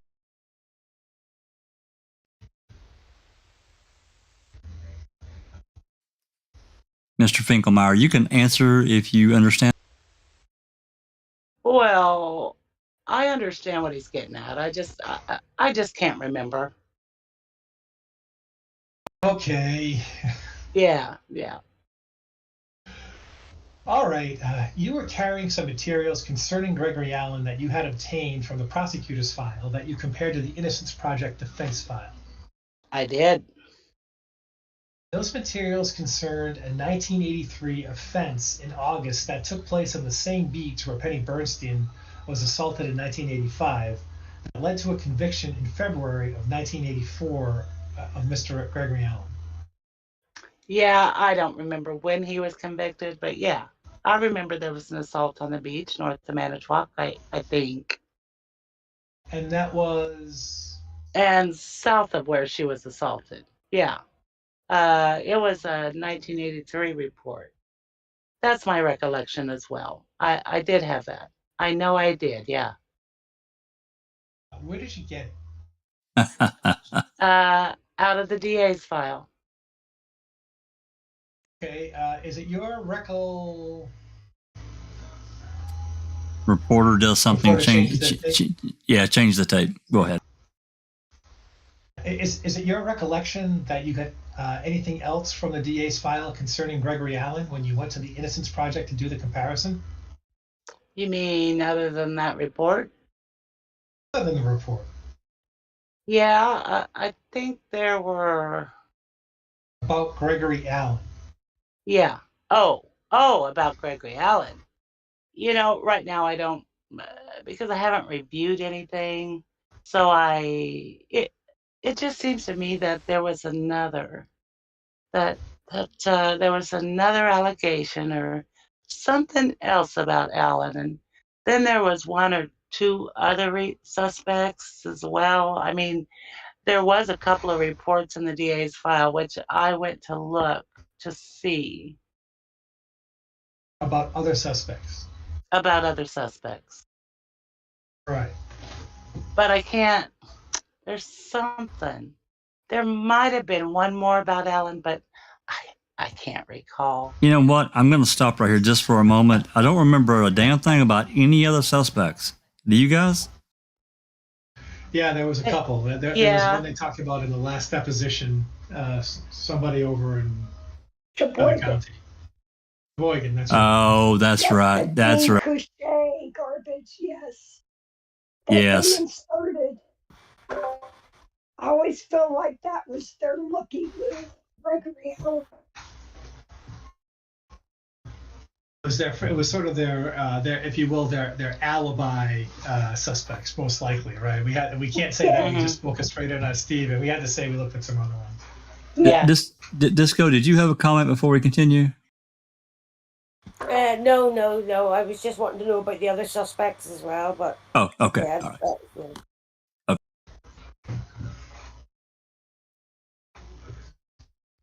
Okay, so you don't know. Yeah, that's. You know there was the one. I know there was the one. But you don't know about others. I don't know if there was another one or not. Okay. Something tells me there might have been, but geez, I just can't tell you right now. Okay, and when you inspected the Innocence Project defense file, you found a document concerning another suspect than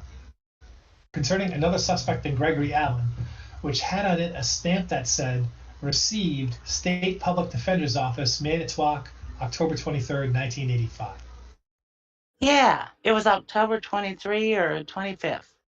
It was hard to make out the number. Yeah, the Allen report was there, and there was. No. Well, wait a minute. Let him. Wait. No, that's misleading. Let him finish his answer, counsel. You. Wait. Let him answer. The Continue, Mr. Turtle Lips, please. The question had to do with a person other than Gregory Allen. Well, That had a timestamp on it. Wait, That's the question. I'm going to. the question is his, the answer is his. Yeah, and he has to respond to the question that he's asked. Well, you can move. And he's an experienced. Well, that's what he was doing, I think. Make Mr. an Bass. objection, and then you can move to strike. He's an experienced lawyer, and he knows that. Just for the record, let me note my objection that you should allow the witness to finish. If you want to move to a strike, then you may move to strike. But please don't interrupt the witness until he's done answering your question. Okay, we'll reframe the question. Okay. Wow, they all about had a Heart attack. shit wreck on that one. Yeah, there's a there's a lawyer meltdown there. Go ahead, Big J. That's about $700 just in that one exchange, I think, of money. Yeah.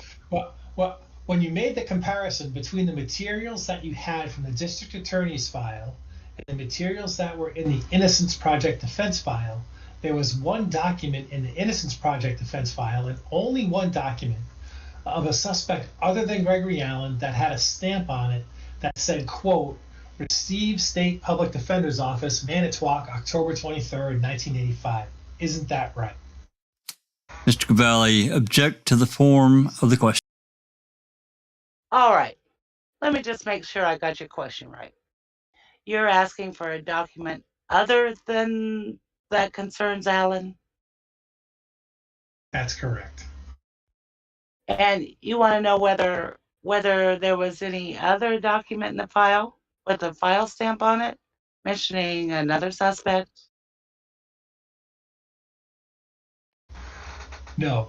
I want to know if there was one document, and only one document, in the file involving a suspect other than Allen that said received the Manitowoc Public Defender's Office, October 23rd, 1985, if you remember. Specifically, I don't have a recollection. I only have a recollection of the one involving Allen. I don't have a recollection of another one, although it's very possible. Okay. There was no document in the Innocence Project defense file involving Gregory Allen that had a timestamp on it that said received State Public Defender's Office, Manitowoc County, October 23rd, 1985. Objection. When you made the comparison, isn't that right? Objection Involving to the form of the question. Involving Gregory Allen. That's correct. That's incorrect. All right. Oh, hold on. Let's back up a second, right? So Fallon says, right, up a little bit higher, right? He's remembering that he saw something in the file, Yes. and he had trouble reading it, right? Now he friggin' remembers it, and then all of a sudden now it's fading fast from his memory because he thought, he might have misremembered. He thought he knew it was in there. He remembered the date was hard to read. It just didn't happen to be about Gregory Allen. Right? So, but now all of a sudden it's gone from his memory. Right? Correct. And these lawyers are doing their best to steer him away from it.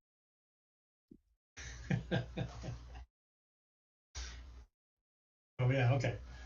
So question: you're saying, line 2. You're saying that there was a document that was stamped as received from the Public Defender's Office, dated October 23rd, 1985. Oh, wait. Okay. Wait a minute. That referred to Gregory Allen. There was. Okay. All right. I guess we're mixing words here. As I recall, there was a small. This is the best I can do in 3 years. 3 years? Small Bullshit. packet of information of police reports regarding, I think, a couple of suspects. There's another guy's name. I just can't recall it. And Allen. There was a small stack of paperwork. I think they were stapled together that had a stamp received by the Manitowoc Public Defender's Office October 23rd, 25th. That 5 was hard to read. In that collection of documents was the 1983 report from the beach north of Manitowoc. And you're unsure as to whether they were stapled together or not?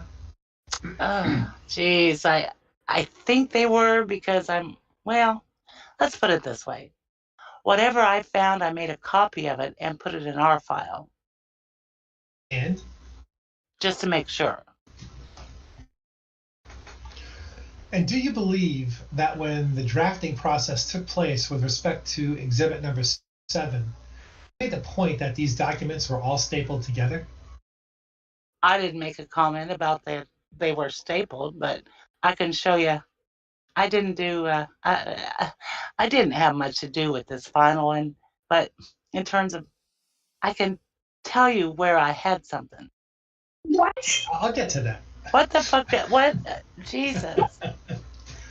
Talk about flittered, farted, and fumbled and fell. Oh my God. Yeah. Yeah, I think he's trying to insinuate, and it's going to be great to see if they can call him on this, that, he made his, major sort of document architectural changes with Jennifer Nashhold, and the way that the document looked, after it went up from him, didn't end up very much like his final revisions at all. That's what he's trying to say. Despite the fact that his architectural changes, right, that we learned about in the Jennifer Nashhold, was sort of a major thing about leaving out the, Gregory Allen went on to, wreak havoc. Section 8. The exact title. Section 8 that you talked about. Right. Yep, that's right. That we talked about. Yep. I also Well, they didn't feel put that back in. I also feel, I feel like they're trying to act like they had evidence that there was Gregory Allen reports in the file, but there wasn't. Right? Are y'all also seeing it like this?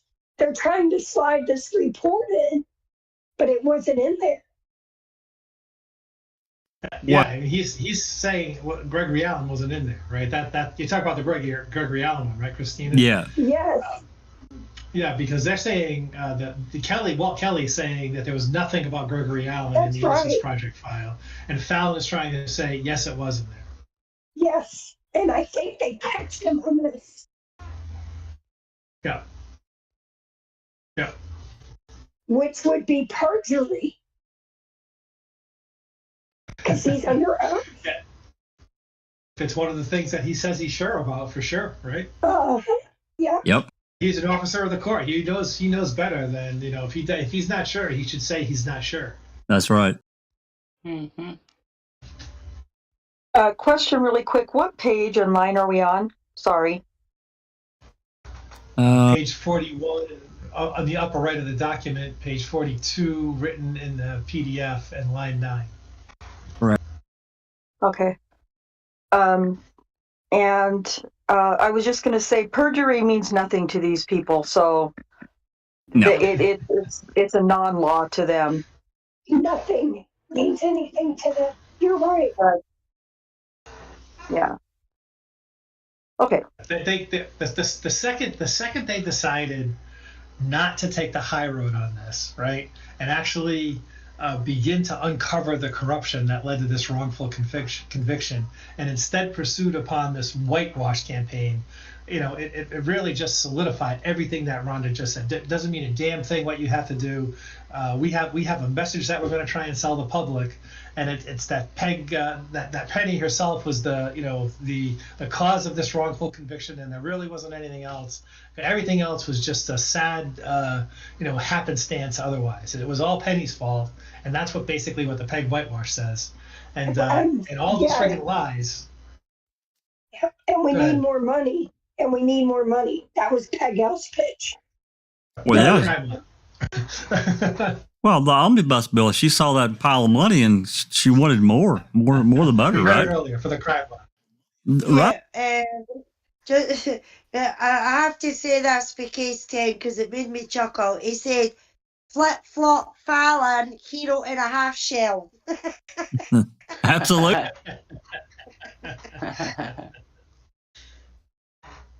That's why I said fiddle, farted, fumbled, and fell. That's what that all came out. That last passage up there. It was like, what the fuck, man? Yeah, makes no sense. I guess my blood boiling. Sorry about that. That's okay. That's okay. No, that's all right. I like to call everything that he's saying word salad. It with is. No doubt. No doubt. All right, Big Jeff, whenever you're ready. Okay, line 9. I think that's where we are, right? Line 9? Yeah. Correct. I'll get to that. The section on exculpation and the discovery request. Yeah. That was the section in which you had a significant hand in drafting. Well, I don't know about how significant, but there is a comment in here that I made, which I guess was accepted for drafting purposes, if I can find it. Let's see. Yeah, I'm looking at document 5038. What page are you on the report? That would be page 12 of the report. Is there a section number on? Yeah, 7. Last paragraph. It appears the DA complied with these requests. Contained in the defense file is a copy of the Two Rivers police report involving. This report is one of a series of police reports contained in the file. Yeah, series. Right. Okay. The first of these reports involving, another individual, AP. Sure. It is. Okay. So it was with that stack that one had a stamp on it. That one being what? The other suspects report? Yeah, this AP guy, right? That's it. Excuse me, counsel. Can we just note for the record that the witness was not reading verbatim, but summarizing the report?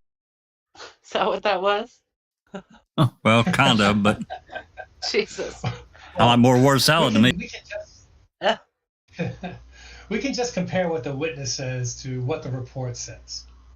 Sure. We've got them both. Right. So, yeah, there's a series of reports. Allen's was in that series of reports, what had the file stamp copy. That's what I found. Huh. The file stamp was on a report other than Allen's. Right, because AP, yeah. Okay. Now that I see that jogs my memory. Yeah, because that was the one on the top of it was in that stack. Okay. Right. And?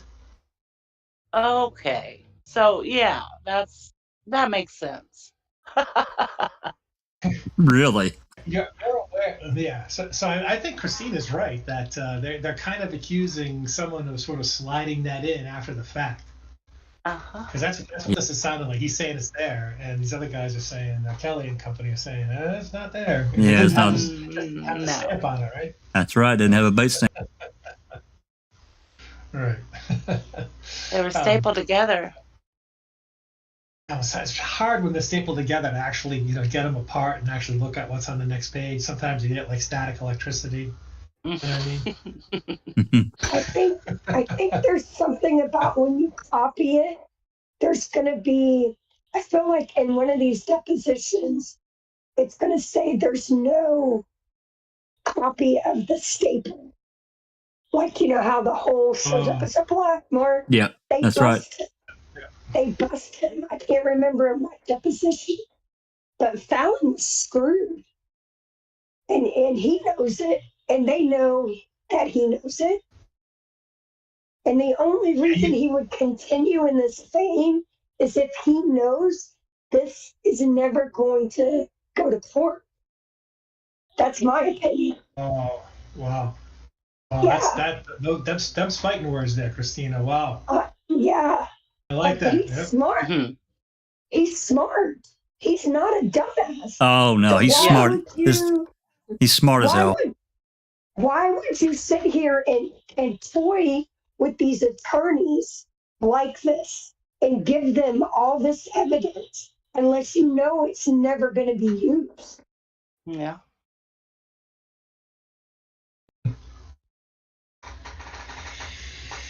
Okay. Wow. That's pretty insightful and to me makes a lot of sense. So. Anyway, All right. I'll continue with line one. Absolutely. You're aware of the controversy in the case concerning whether the Manitowoc County Police Department provided information to the Sheriff of Manitowoc County about a whole series of behaviors by Gregory Allen during the summer of 1985 concerning sexual predation, right? Right. I remember hearing something about that he might have been under surveillance. Might have been, right? Might have been, even though we have in the previous one the exact dates, right? Might have been. Okay. From time to time or something like that. Just that one small window of a few days around the actual rape, right? From time to time. Just totally trying to deflect. Oh, what a scumbag. I need to have a shower. Now let's make an assumption. Make an assumption Okay. with me that Mr. Bergner goes, Detective Bergner from the City of Manitowoc Police Department, Okay. who later becomes the deputy chief, Okay. and he's investigating Allen in the summer of 1985. Goes to see the sheriff and tells him about the investigation that they're conducting. Suggests to the sheriff, we think Allen may be the guy who assailed Penny Bernstein. Okay. In your judgment, is that exculpatory evidence? Mr. Gobelli, objection. Form of the question. Insufficient hypothetical. Oh, Jesus. What do you need? The date? Jesus. Oh my God. I object on form and foundation. You can answer. You can answer it. All by itself, standing on its own? No. Is it grounds to look perhaps more? If I get the information, I'd want to sit down with the guy and ask him why you think so. And you know, in this case, that had that occurred, it was literally a treasure trove, which is in the Department of Justice's files of the information in the files of the City Manitowoc Police Department about a continuously sexually predatory pattern of behavior by Gregory Allen between January and July of 1985 in Manitowoc. Object to the form. Is that correct? Objection to the form of the question. I'll have to accept your dates. I know there's information in there that Allen had been a suspect in a number of things, unsolved sexually related crimes in Manitowoc. I recall that. So I don't recall the specific dates, nor do I recall the details, but he was someone they were concerned with in Manitowoc. Including an attempted rape on the 14th of July, in which he threatened the life of a young woman with a knife when he was attempting to rape her. Objection to the form. Objection to the form. No, the question. You can go ahead and answer. You can answer it. Yeah, I think that sounds right. Yep. And I think it sounds right. Again, you have the bit. I haven't looked at the file, but you reviewed those files, didn't you? I did, but that was Of course. years ago. Just Yeah, I think that sounds right. Oh God. Okay. Good God. And, and in addition, you knew that those materials included a surveillance report established by the City of Manitowoc Police Department in July of 1985, leading right up to and including the day on which Penny Bernston was attacked, in which those city detectives were so concerned about the escalating aggression of Allen that they were surveilling him every day. Object to form. That too was in the city files. Same objection. I can't recall. I might very well. I don't know if you're overstating the case or not. I know he was under surveillance. They were concerned. I mean, obviously, if they had enough evidence, he would have been arrested and taken off the street, which they didn't have. So I know he was under surveillance. I don't know if you're overstating on a daily basis or not, but I do recall he was under surveillance because he was suspected of a number of, as you said, sexual offenses unsolved in the Manitowoc area. Yeah. Now assume that the detective from Manitowoc tells that to the Manitowoc County Sheriff. Okay. Is that evidence exculpatory evidence? Object to form and foundation again. Again, it may or may not be. It depends. It's obviously there's another possibility out there, but you have to go back. This is 1985. You're trying to figure out what everything means. And the fact that you have unsolved sex offenses in a nearby municipality that may or may not be exculpatory. You need more to go on in terms of that. I mean, if as I recall thinking about this case and trying to figure out what I would have done had I been in those shoes type of thing. Whose shoes? Well, anybody's shoes. Although probably I think as a prosecutor, so I think in those shoes. But in terms of, assessing whether or not that would be helpful or exculpatory, the prevailing case at the time on the some other dude did it theory was a case called State v. Denny. And it talks about you need a motive. You need an opportunity and a direct connection as to whether or not, evidence that somebody else might be involved is clearly admissible now, and that's not the only course determinative of exculpatory evidence. But your question is, you need a few more facts. Oh my I'd say, God. good God. Jesus. I'd say before I jump right in there and say exculpatory, are you asking me if you asked me that, what would I do? I'd say, well, yeah, I'd take a look at that guy. But, I can't say just on how you frame the question that I'd jump right in and say that's exculpatory. For fuck's sake. What an answer. God. Let's add this factor to it. Okay.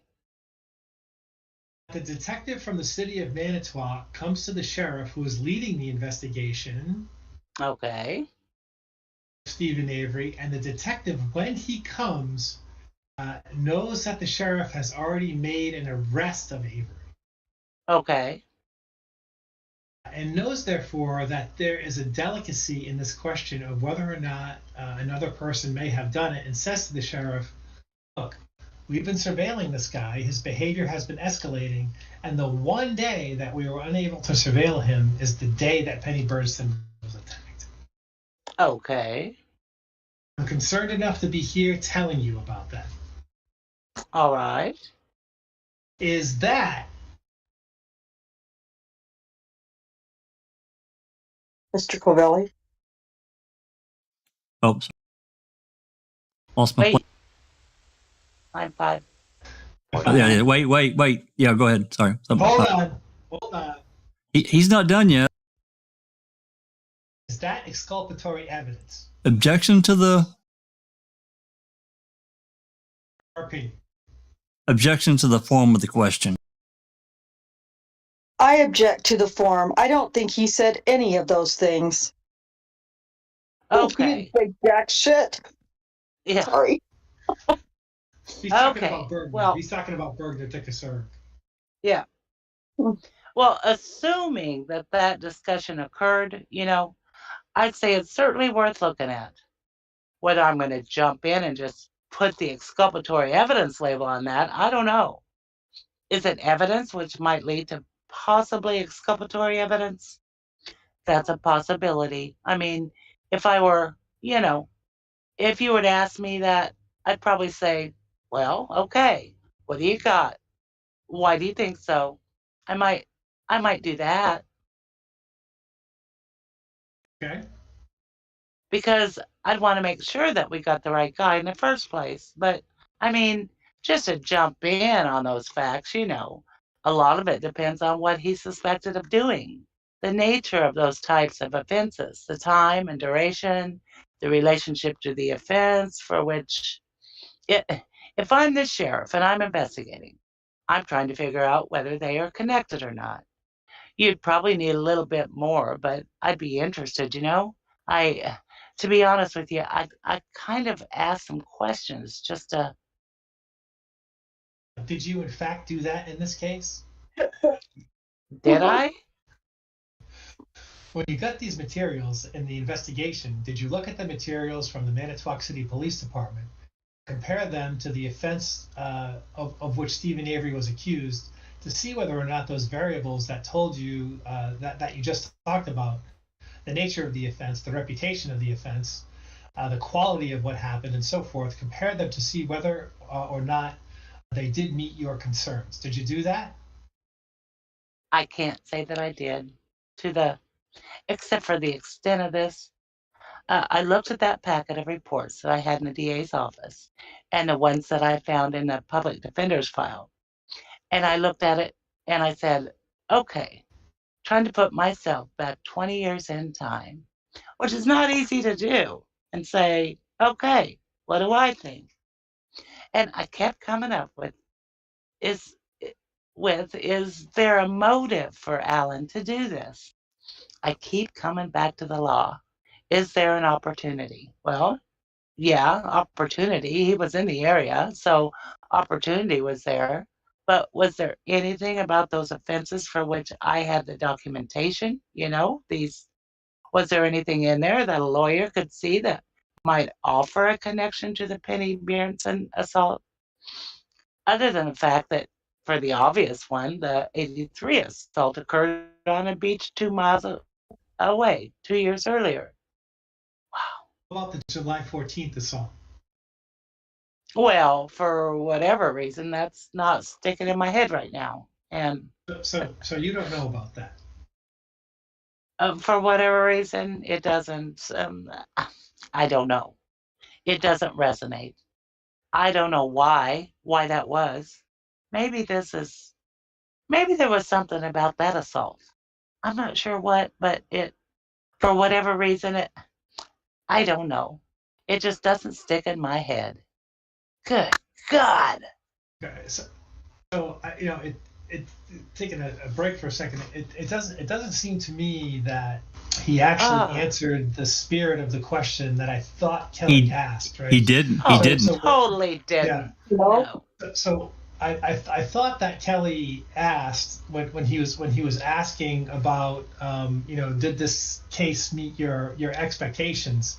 He was sort of asking him to dig into his own experience about being a sexual assault attorney, and did the charge against Stephen Avery make sense for those same reasons, right? That it would have, and we all know that there is no evidence that Stephen's case was escalating, or this issue with Sandra Morris was sexually motivated or anything like that. And that's what I thought the spirit of that previous question was, and he just totally skirted around it. Maybe I'm wrong about the intimation of the question. Maybe I think it was completely about Gregory Allen, all of it. Okay. And if you had been the prosecutor, what would you have done? It taking into account all these offenses starting back in 81 or 82, whenever the hell it was that Christina got, and stretching all the way forward. And again, we have to really ask the question: was Fallon aware of the 1991 assault and this DNA match to Gregory Allen at this point in time? Because now they went after his DNA collection. So. And if you look in the open mic text, I included a snippet. Gregory Allen was ID'd by DNA to that 91 assault in 1999. They were only confirming the results. So they knew Gregory Allen was confirmed. They were just waiting on the results, reconfirming. Why would they need to reconfirm? Because, so I'm guessing here, because DNA had advanced in those 6 years, and they were likely hoping he wasn't, right? That maybe the first match was a mistake, because why would they bury it? Because remember, the Minnesota guy claims that the victim didn't want to prosecute, but yet she's calling them up after seeing something on the news because she wants her case solved. So Yeah, she wants it in 99. Yeah, she wants some answers.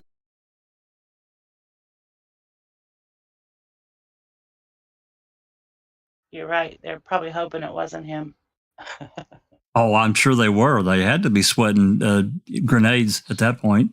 And for that information to never get out, that tells you the level of culpability of these people.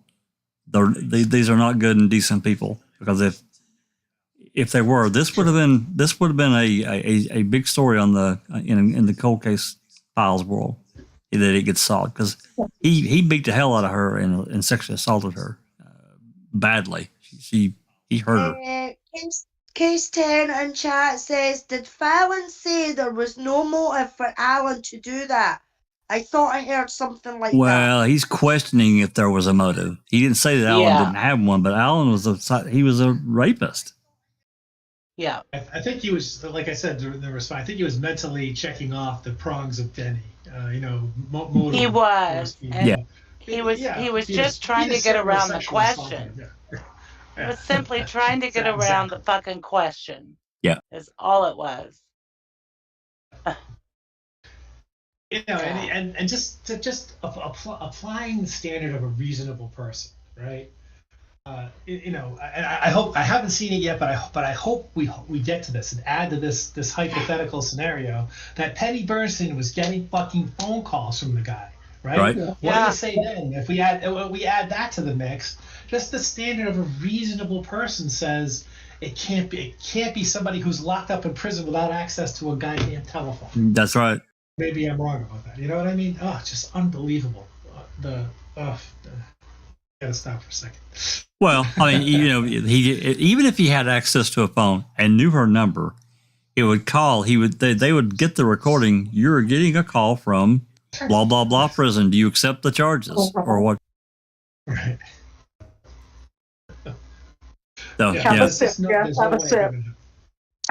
Thank you. Jesus Christ. And then not even knowing nothing about the July 14th assault. Yeah, come on. The hell. Not to mention Stephen Avery and Gregory Allen's voices are markedly different. That's right. Their weight character or their size was different. Gregory Allen was a much taller man. Unbelievable. And Fallon's trying to push this idea off. I don't know. We got to think about motive and all the circumstance, and he's trying his best to blow this down.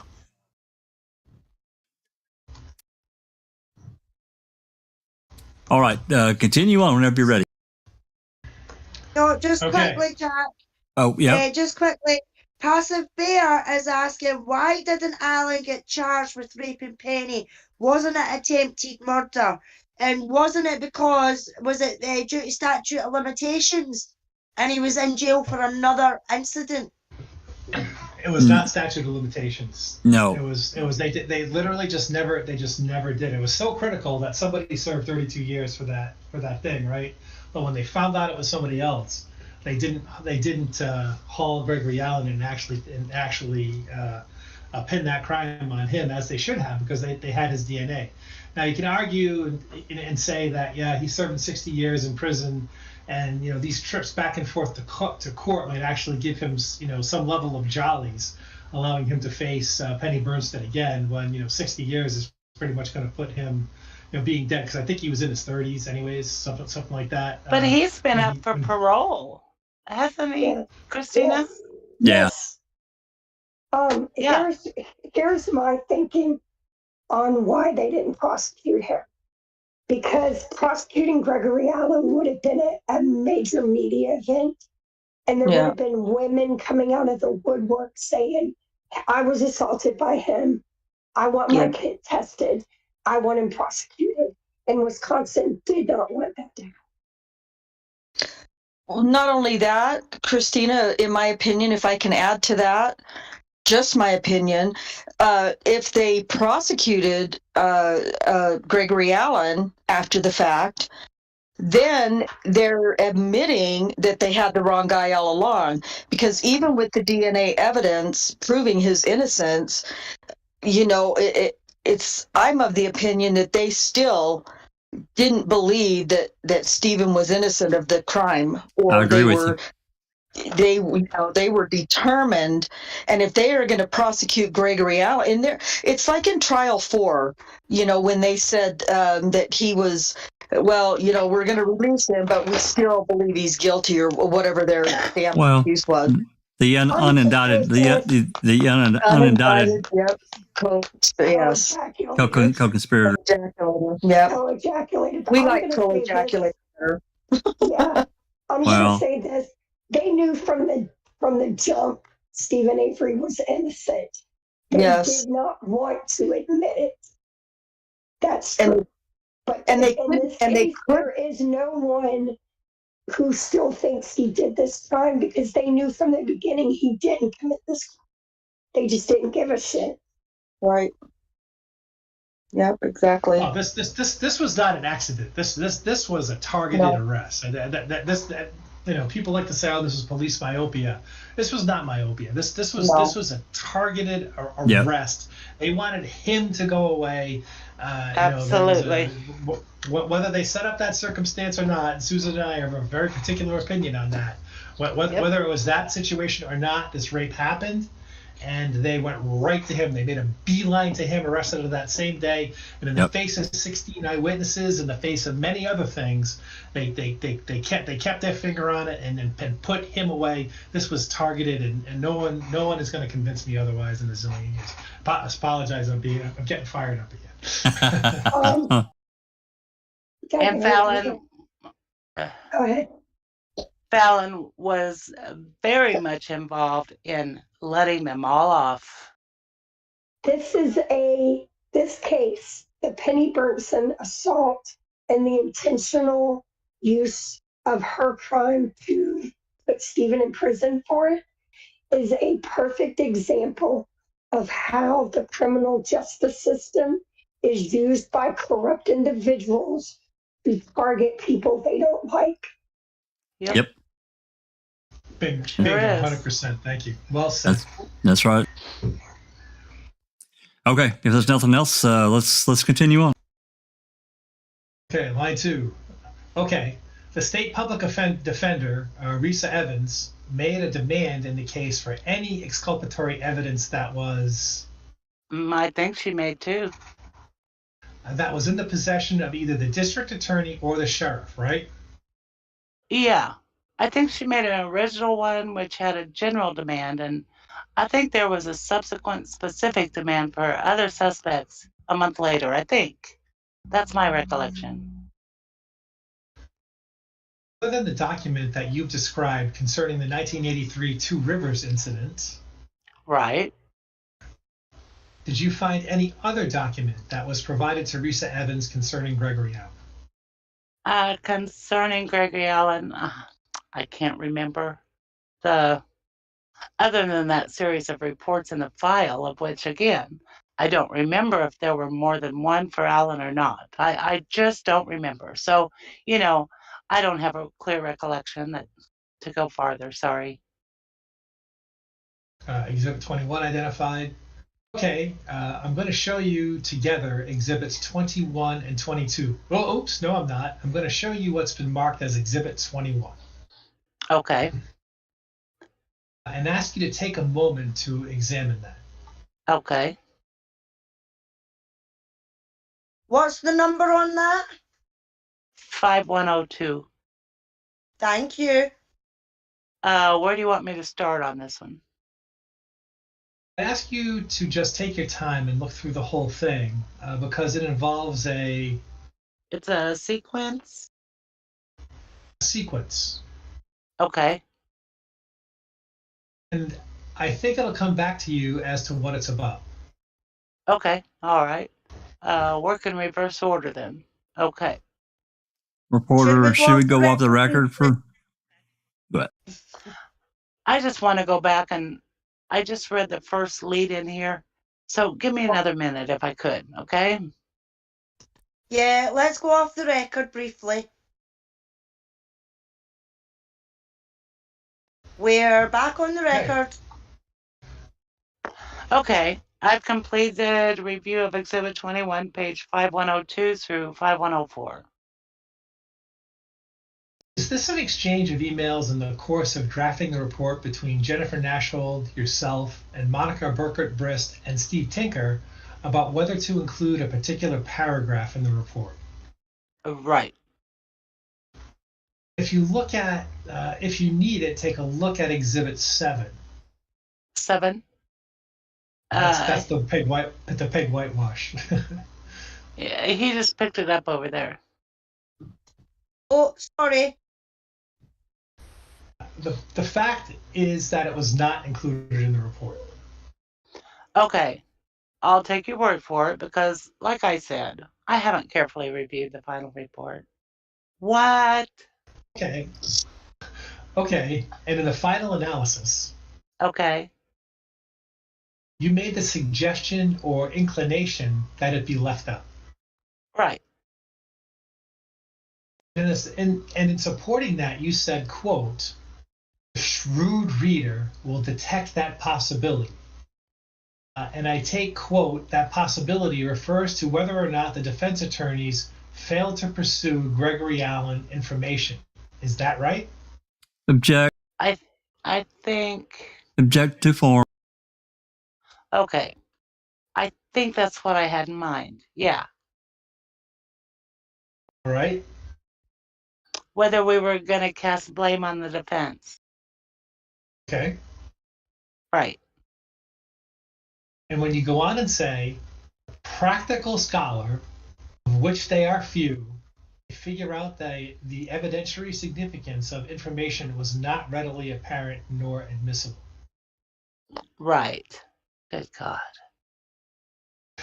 Okay, so he's writing this in the notes. Yeah. Okay, tell me what you mean when you say the evidentiary significance, quote, "was not readily apparent." Well, we're looking at that series of reports, the one in which included Allen in the 83 assault on the beach, the same beach, although I think it was 2, maybe 2.5 miles away, maybe. And again, I go back to the law at that time. And you look at every lawyer who had their hands on this case, of which there were many. That's why I said the evidentiary significance was not apparent. No one really had, there was nothing to directly connect Allen to the Berenson assault. I mean, Allen had his own history and he was a pretty bad dude, but there was nothing there to connect that. And although he clearly had opportunity, was there a motive? Was there anything that just to give you a solid inkling other than, he might be it, he's a possibility of all the sex offenders out there? Was there something that could get you closer to it? And, I really looked at that long and hard. and I didn't see it. And and then what I said, when I said, quote, not readily apparent nor admissible, end quote, you look at all the lawyers who had their hands on this case, of which there were many, and no one came up with anything through all those years. So that's what I meant by that. Oh, What See, this is the bullshit. fuck? He's trying to shift this off to the lawyers. He's completely ignoring what the three ladies in the DA's office said, and other people, Wow. and probably even people on the MTSO department knew. Wow. He's shuffling it off to the lawyers. Yeah, but the deceased guy, the deceased lead investigator, said he thought they put an innocent man away, right? Yeah, that's right. Yeah. Oh my God, right? And what about Penny herself? The things that she said about getting the damn phone calls. I mean, come on. Yeah. the fucking description that she gave. The description that she gave was fucking Avery Allen, Gregory Allen. If they just took that wee bit more, blue eyes, no wearing underpants, fucking shit like that. You know what I mean? It is fucking ridiculous. And motive. What rapist has a fucking motive when he attacks a fucking woman? His motive is to rape. That's right. That's his motive. Still fear. Here's my thought too. When he's saying I looked at it and there was just nothing there, nothing that would make it stick. Jesus. Are you fucking kidding me? What did you have on Stephen Avery that you could fucking make stick? You didn't have anything on Stephen Avery, but he spent 18 and a half years in prison for it. So fuck off, Turtle Lips. The words of Judy Dvorak. That sounds like Stephen Avery. Let's get him. Yeah, that was some bullshit. Oh my God. Yeah, it's absolutely fucking disgusting what Fallon is doing in this deposition. And I mean, I know we've read it before and that, but see, going back over it again, it is like, holy shit. Are you actually saying this? Are you actually being like this? So Gregory Allen needed a motive to go out and sexually assault all the women that he's fucking sexually assaulted before and after fucking Stephen went to prison. I don't think so. No rapist that goes out and rapes fucking women has a motive. They just have it in their head that they're going to get it any way that they fucking want, and they take it how they want. And it's no right that he's trying to do this by saying, oh, well, just because I'm a lawyer, I didn't see any motive for it. For fuck's sake, he doesn't need a motive. What was Stephen's motive? Yeah, exactly. He hauled it out again. He hauled it out again during the trial, right? When they asked him who they wanted to name as suspects, and Stephen wanted to aim Chuck and Earl. And the state came back and said, well, they don't have a motive. Yeah, right, exactly. The only person in Manitowoc that had a motive to rape Penny Berenson was Stephen Avery. Right. Give me a fucking break. Oh my God. It's just, every time we go through this, I just get more and more angry, and I don't know how that's possible, but it's. This Can you deposition. imagine Kelly listen to these fucking answers? Oh my God. And it's just, you talked about, Rod, you talked about corruption a second ago, right? If this is sort of an allowable staple in rape cases, right, that you can't call on alternative suspects or name them as Denny's, and this is how Fallon has been doing business in Manitowoc for how many years he's been there. Can you imagine all the wrongful convictions because he's simply not allowing the naming of Denny's just because these other people, quote unquote, didn't even have a motive. A motive. What the frick does that even mean? Like Alice just said, right? What the hell's a motive that a man has to rape a woman? It's not that sort of a tangible thing that you can say, oh yeah, has a motive. What the frig is he talking about? It's just an outrageous, to a reasonable person, this is not meeting a mentally sound standard. It's just outrageous. No. But yet the prosecution does not have to prove motive on their suspect. Yeah, it's funny that he's trotting this out like this. Jesus. Yeah, Yoga for the Ageless Jack says, what was the connection between Morris, Dvorak, and law enforcement?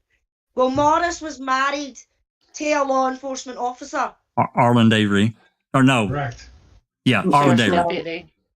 He was a sheriff No. deputy. Oh, no. Not Arlen.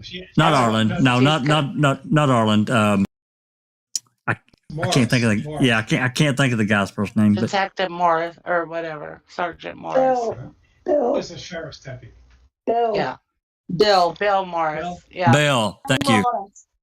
Thanks, Right, and what, Christine. and what was the connection with Dvorak? With They Morris? were good friends. They were close friends. They're friends. And neighbors. And Yes. neighbors. Yeah. And they didn't like Avery. They didn't like Stephen.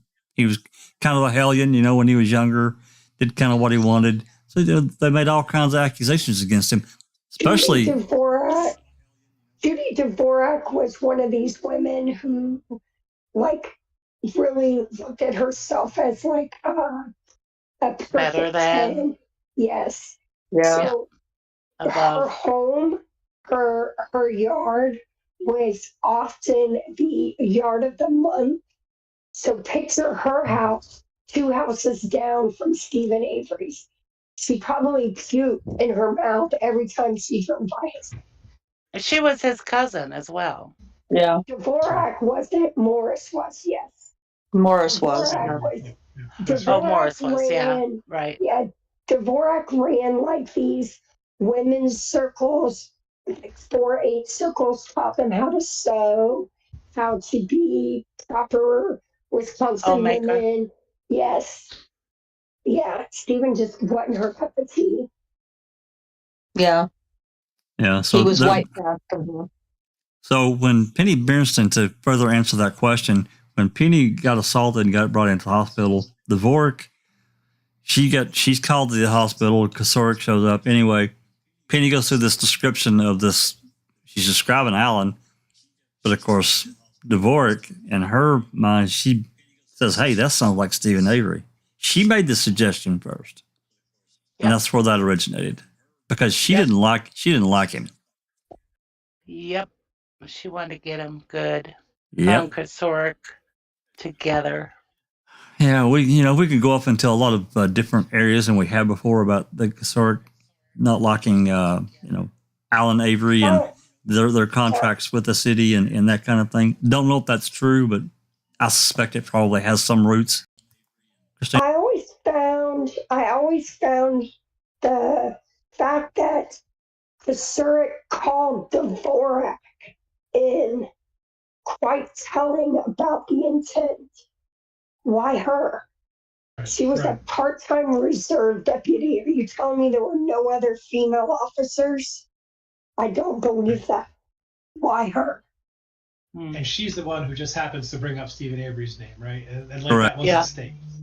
Yeah. That's what they're claiming, yeah. Just happened And to hate then- Stephen Avery. Yeah. And then if I recall correctly, Sandra Morse's husband was called to bring the mugshot. Oh, yeah. Yeah. Really? I mean, it was clear from the beginning they had their plan, which is why it is a very interesting rabbit hole to go down. Was Penny's assault planned as well? You can't not think that. I There's no totally think that. evidence. Yeah, there's no evidence to say it wasn't, right? We have no proof that it wasn't an intentional assault from the beginning. So was Teresa's murder done by them? It's the same line Yeah. of thinking. Well, if you can get past, let's take a hypothetical, right? Because none of us want to get sued. Hypothetically, if you can get past and believe, through and there is sort of quasi evidence, right? Why did Vogel let this guy off twice? Why did Vogel drop this guy's charges? This guy being Gregory Allen. Why did he drop these charges down twice of a woman? He at a beach, and this might be the July 14th incident that we're talking about, right? He sort of got naked, masturbated in front of her, and lunged at her, right? And Vogel busted that down to a disorderly. Or was that was a different date? I think they're talking about just 2 weeks before Penny, when he snuck into the girl's house and laid on top of her. And And why the fuck wasn't he in jail for that? You know? Because they never proved that was not. They only Because proved he had after a it was shirt him. over his head. He what? They didn't know that was him at the time. Yeah, he had a shirt over his head. He does that in a lot of his assaults. He did that in a lot of the Minnesota assaults too. That was his MO. He would cover his face with a shirt. He'd show up with like butt ass naked or just with underwear, I guess, and then he'd have his shirt over his head and a knife in his hand. Yeah. The point is, Vogel busting down these charges is sort of pseudo evidence that he is goon squad. Let's call it goon squad, hypothetically. Yeah. And if you can cross that bridge in your mind that this was somehow, and I'm not saying Penny was particularly targeted, other than they might have said, okay, goon squad, have at anybody you want. She was an innocent victim, not necessarily targeted per se or by name. That it's not that hard to say, well, there's other goon squads that are available. Gregory Allen's not the only one, and Teresa might have been a victim of that same, panic button because they needed a whopper. It would have been too much. It would have been too much if they, like Peterson suggested, if they just knocked off Steven. That would have been. They never would have got away with that. But pinning some murder on some of that was the whopper they needed. I think Peterson wanted to kill Avery. He was the less vote. So he went to Seattle because he didn't want to be linked into any of it. He said, y'all didn't want to do what I wanted. I'm out. I'm taking vacation time. You deal with it. Well, I'm not sure. It's sus that he was in Seattle, for sure. Going back, to be away going back to the, getting back to the question, this connection, with Dvorak, and then once she says that, these mug shots get pulled, yanked by, I think it was Morris, Big Jeff. I can't remember. Doc was talking about this the other night. And then Jean the pencil Couchet enters the scene, and suddenly this trace, there's no doubt that's a tracing. There's no doubt of a older description of Stephen Avery, photo / tracing. I say that that's just that's my opinion. I can't prove he did it, but it sure as hell looks like it. But anyway, that's the connection. And so whammo, they arrest him. Yeah, Sean Wizard in chat says, no offence intended, but they are all just country hicks. The pair would elevate Stephen socially above all others. Some people would have a real problem with that. Yeah, I think that was a big part of the problem of how he got sent back doing the game, because there was no way they were going to give somebody like Stephen $36 million fucking dollars for him to, I mean, I don't think he would have, but to lord over the rest of them. Well, and they would have all been out of jobs and disgraced and, you know, exactly. show their face in public. Yeah, that money came out of the county's purse, or maybe in jail, Yeah, and no way they were going to accept that. I think Sean, with regard to Sean's comment, this is his new comment that ends with, "There is the motive to bring him down any way they could."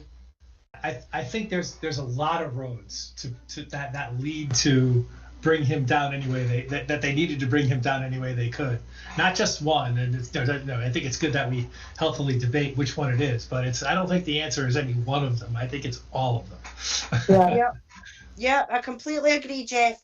They were going to get Stephen no matter what, whether it was a murder, a burglary, you know what I mean? A carrot.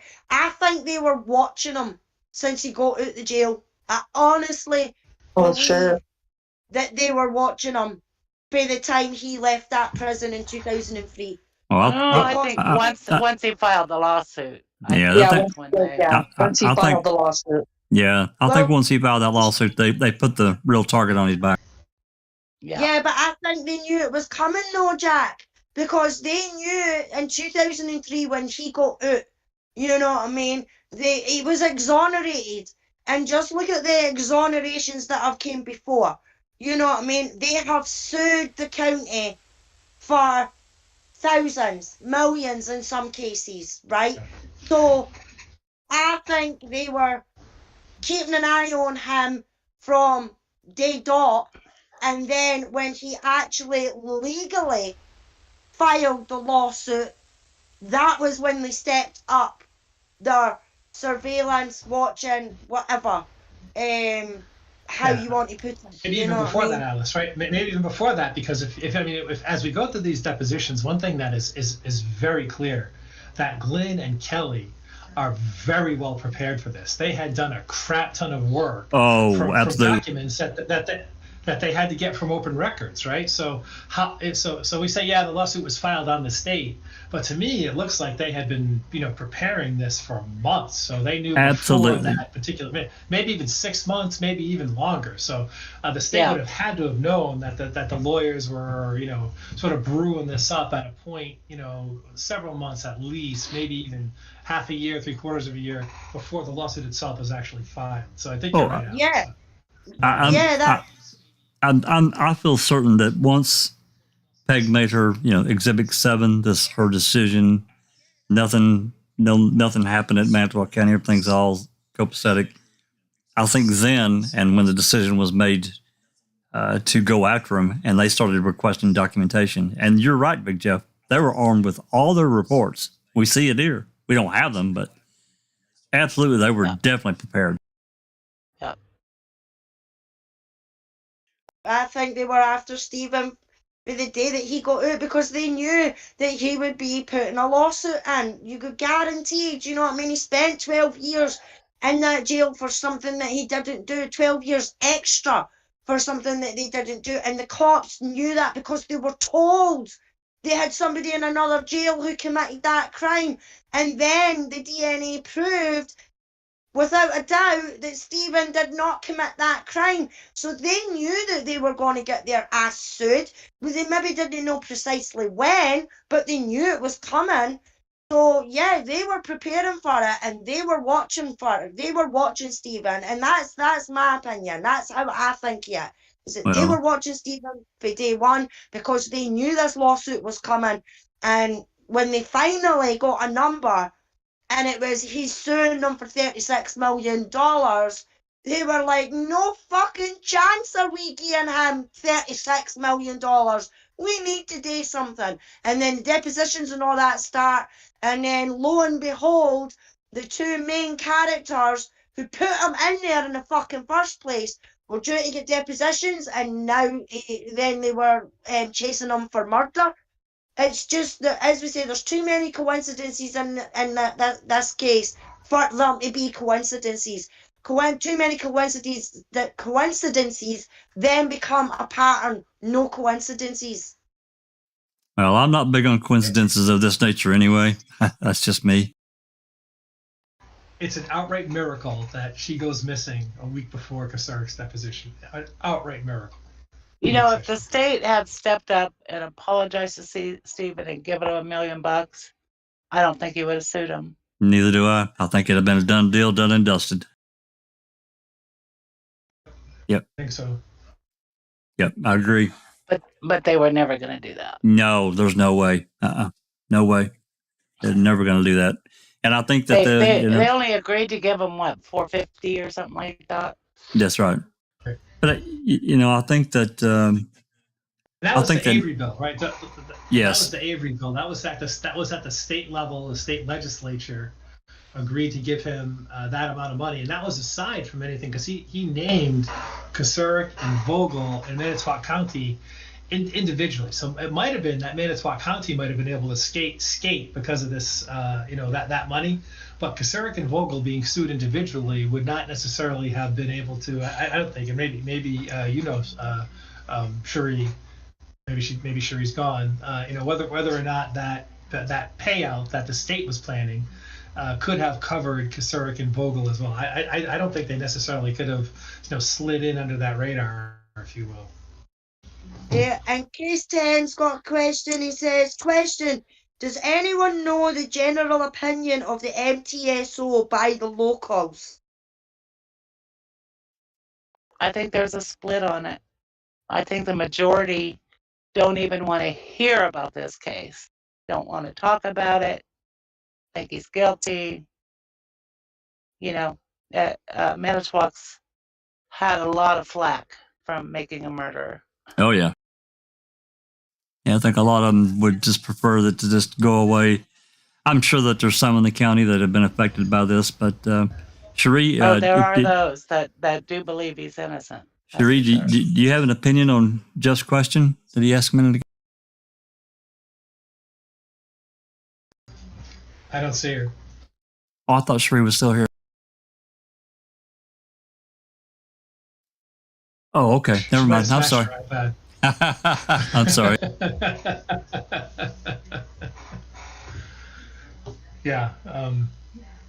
So I think case 10's question is about the opinion, not necessarily in regarding Stephen's case in particular, which I agree with Susan that there's a split, but about MTSO in general. I know if you listen to people like Dave B, a lot of people think that cops are corrupt. So I would say, yeah. Well, he didn't live there anymore, but yeah. Well, yeah. That there's now and then, right? Maybe now it's a different opinion. Back then there was, I think even after if you watch the season, season 1 of the documentary, they go through town. And until Brendan's confession, there were many people that said, that the sheriffs, the cops are trying to frame him. Many people. Yeah, absolutely. Yep. That on its own. Until the press conference. Yep. That's right. And that was the entire intent of what Kratz did, and it worked. Yep. Absolutely. Spades, yep. All right, we've been at it about 2 hours and 45 minutes. Jeff, you have time to go further, or do you want to break it here? If you give me a minute break to take care of some business, and I'll be glad to continue for about another half hour. Absolutely, you go do what you got to do, and we'll discuss, maybe a few other things. I'm gonna grab some water, and I'll be right back. Absolutely. Well, we can see if there's any more questions. Sean in chat says they knew they had a real problem about to walk through the prison gates, and they had to find a way to limit the damage, the county and the state. Yeah, Sandra Morris, as a spouse to law enforcement, would have picked up snippets of feeling among the law enforcement from general conversation. She saw a way to strike at Stephen and probably antagonized him and wasn't quiet. Yeah, I agree with you, Sean. Yeah, she definitely antagonized it. I think she thought she was above the rest of the Averys because she was married to law enforcement. She thought that she could run her mouth without any consequences because she was married to law enforcement, and she done it one too many times. And as I've said before, I do not agree with how Stephen went about it, but I can understand why he done it.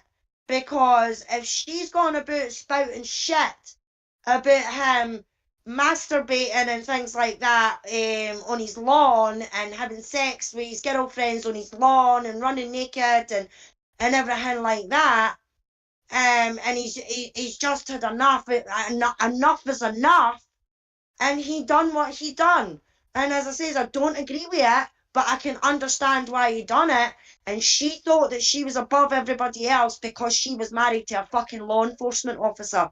So that's how they went after him. And that's just my opinion. Well, yeah, Stephen being young, hot-headed to a degree. I mean, I guess at some point, that's going to tick off pretty much even the average guy. It's going to tick off. You get somebody that's got a little temper. Yeah. You get those kind of stories. Exactly, Susan. So yeah, it's a good point. All right, I'm back, and I got some cool water that I can hold against my head if I start to erupt again like Moses. There you go. All righty, let's looks like I think we're on line 19. Okay. Question. So when you were saying, Hold on. What page? That would be 57. page. Oh, 56. Oh, 56 Okay. of the numbered pages on the PDF. yeah, I got Line it. 19. Okay. Yeah. So I wasn't going to cast aspersions on somebody because I thought the defense did a pretty damn good job here. So,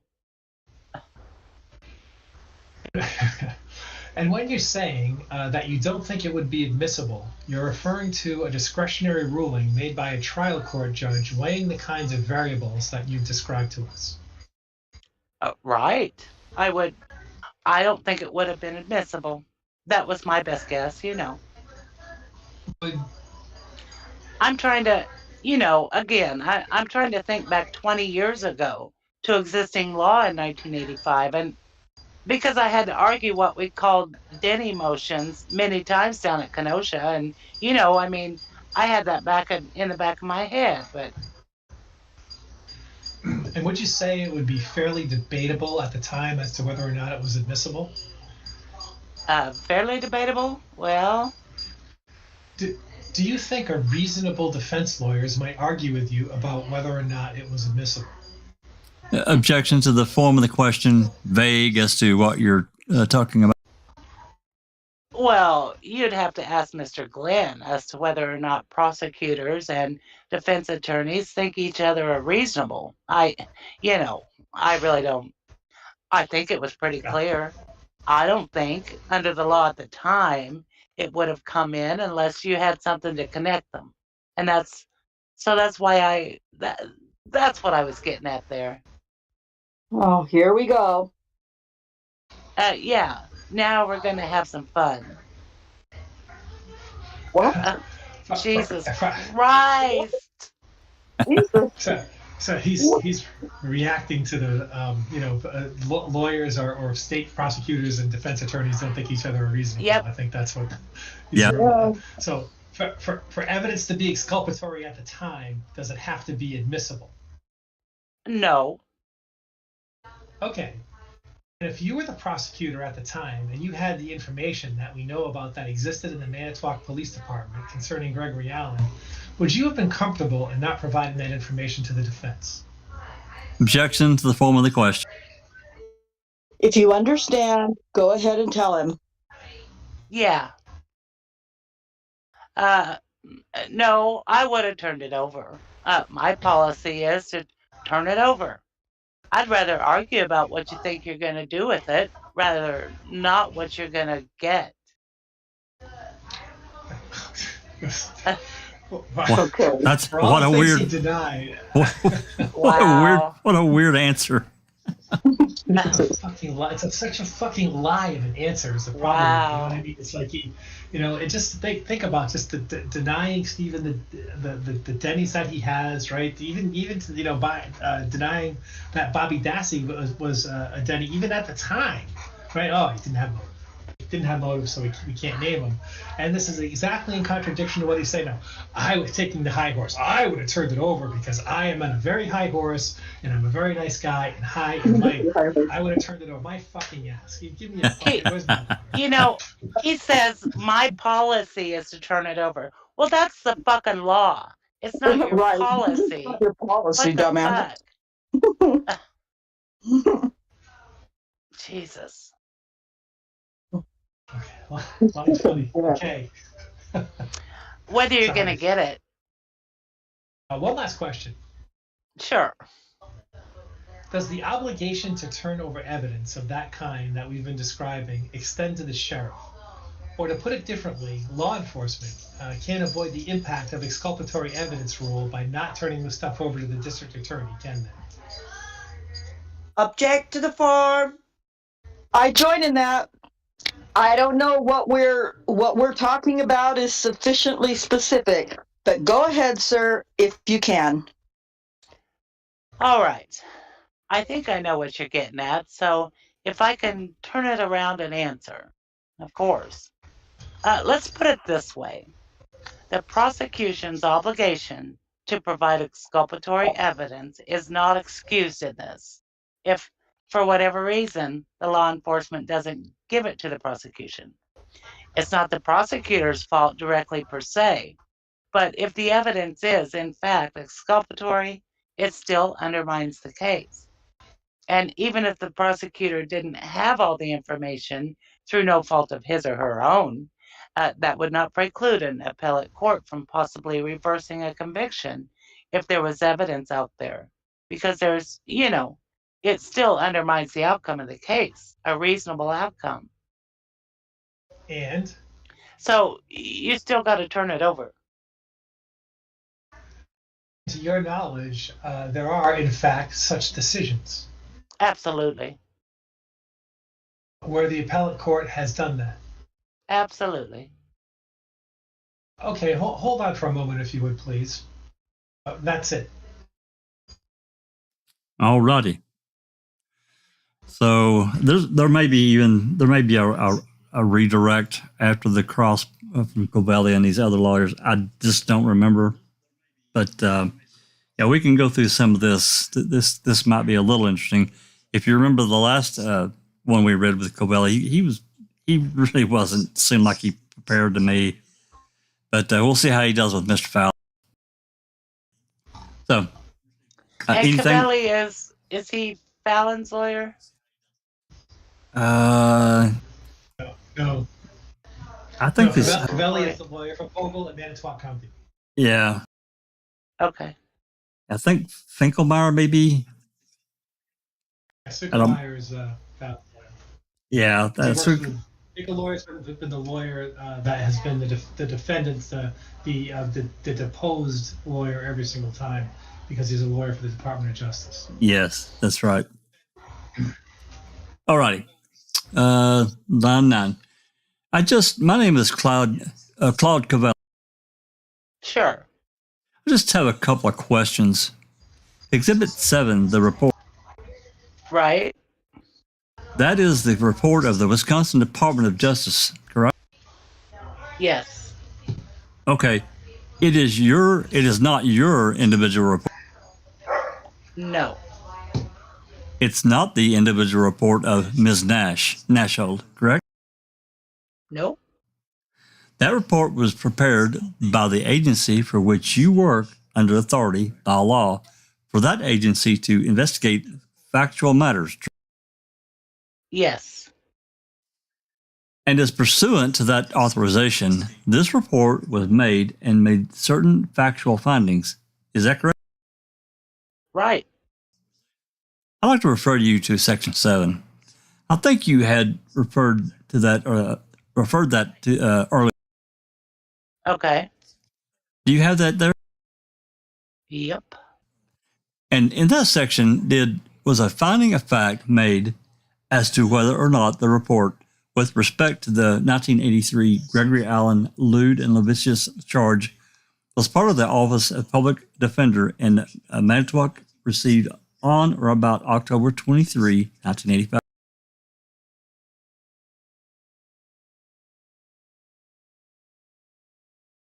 Could I have the question read back, please? All right. I think we'll need to play it back. Sure. I'm sorry. Stand by. Stand by. Okay, please proceed. I believe it was a reasoned conclusion that there was a copy of that report in the file. And the 1983 police report does not refer to sexual assault, does it? As found in that paragraph. It says, well, let's read it. Quote, notations on the same, end quote. Where are we, counsel? Okay, we're at Section 7. Right. The paragraph that starts, quote unquote, it appears. All right. Okay. Did you find that? Yep. In the middle, right after the quotation mark around the quote unquote October 23, 1985, end quote. Right. I want to read the next sentence, and it does say, quote, notations on that same page, cross-referenced this police report to the 1983 Gregory Allen lewd and lascivious charge, end quote. Did I read that correctly? Yeah, except for lascivious. Yes, you did. How do you say that word? Lascivious. Lascivious. Oh, okay. Okay, I butchered the shit out of that. I'll try to correct that from now on. Okay, line 25. Okay, as you sit here today, do you know if there was any sexual assault indicated in that 1983 incident? You mean like a hands-on offense as opposed to... Touched her Yeah. in any form or fashion? No. All I recall is what's reflected here. Okay. Now, do I understand that a request had been made for the Innocence Project to forward it to their file material into the Wisconsin Department of Justice for review? I think we did request the file. Did they ever turn that file over? Well, as reflected in the emails, I don't remember what was going on or what some of the holdup was, but it just seemed, I don't know. We settled on the pact of me just going to visit. So I went and visited rather than, we didn't want to wait for however long it took them to do whatever they were doing with the file. We wanted to get going on that. So that's why I went over and did the page-by-page review. Were you ever provided a satisfactory explanation as to why they would not provide you the file?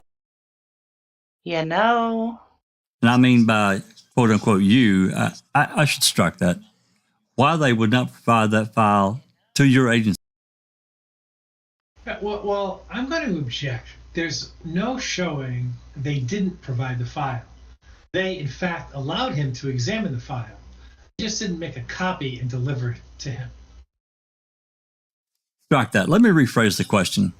Did they ever satisfactorily explain to the Wisconsin Department of Justice why they did not physically turn over a copy of the file as requested?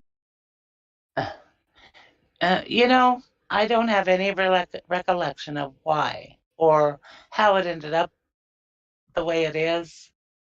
And Mr. Finley didn't further elaborate to me. So, you know, it's an interesting question. I don't remember. I really don't have a real clear recollection of what the concern was. But no explanation was ever provided to me. So that's why I said, well, can I just go over and look at it? And they were happy with that. So that's what I did. Is Exhibit 7 the one and only report that has been published by the Wisconsin Department of Justice on the subject matter of the prosecution and investigation regarding Stephen Avery that occurred in 1985? As far as I know, it was. The terms of this official document in this format, I don't know who it was given to other than Mr. Rohr. I have no idea if it was given to any media. That I have no idea. You'd have to ask the front office. I know it was pretty sure it was posted on our website, the DOJ website, so there was public access that way. I'm being shown Exhibit 6. Yeah, that looks like probably what would have been downloaded from the website. Yeah, so I know in terms of quote unquote published, you know, these are the only two forms that I'm aware of, which is Exhibit 6 and 7. To your knowledge, are the words in those two formats any different, or, I mean, are they basic? I'll stipulate that they are the same. They're the same. All right. Okay, I'll take your word for it. I didn't read them in great detail, so I just noticed. I knew it was on there, but... The conclusion, if you look at Exhibit 7, section number 8. Okay, yep. Okay, and let me ask if I read this correct. Which paragraph? Where are we, counsel? Section 8, conclusions, first paragraph. Okay. Quote, there is no basis to bring criminal charges or assert ethical violations against anyone involved in the investigation and prosecution of this case, end quote. Did I read that correctly? Yes. And does that refer to the prosecution of Mr. Avery that we've been alluding to here today? Yes. And was this conclusion of the Wisconsin Department of Justice as set forth in this report? Yes. Okay, that's all I have. So now we've got up next, Mr. Bascom is going to ask some questions. He's the official attorney for Manitowoc County. Oh, wait, go ahead. Wait, let me. Before I lie, do you have the slide? Let me look up. I can scroll back up to. Man, we're on page 67. Yeah, I see it. I think you're right. Bascom is Manitowoc County. Yeah. There you go. Who's Bascom? That's a. I thought it. Yep. It's me, Mr. Bascom. Question. I just have a couple of follow-ups on. I'll move down a couple of follow-ups on your review of the Project Innocence file. Okay. Did you review the entire file or just the defense file that was contained in the Innocence Project file? Well, I believe they brought me I was informed they brought me everything they had. A lot of it were, transcripts from the post-conviction hearing and the appellate record from the 1 or 2 appeals or 3 appeals in the case. So there was a lot of that stuff, which I didn't have to look at because we had our own transcripts. So I was able to quickly zip through a lot of stuff that I knew that we already had. It was a sizable file, so it took me a couple hours to go through it. For public defenders files or the defense file that you reviewed as part of the Project Innocent file, were the file materials that you were provided the defense file materials? Were those original documents or were those photocopies of original documents? I guess that depends on what you mean by quote unquote original. I mean, the original documents, for instance, the original police reports, I would imagine were still in the sheriff's office. The DA has copies. The DA makes copies and provides copies of the copies to the defense. So, correspondence that you reviewed as part of the defense file. I remember looking at correspondence dealing with whether or not the trial lawyers at the time thought that the discovery had been complied with. Do you remember seeing any original documents? Originals? Whew. Contained in the... I'm assuming that at some point in time, someone will have written a letter to one of the public defenders on this file, either for transmitting, for example, a copy of an appellate brief or sending some other notice out. I think there was... And that would contain the original correspondence. And what we're trying to find out is whether or not we have a complete file. So if there were original documents in the Innocent Project file, we might be able to run the conclusions that that's where the original file ended up.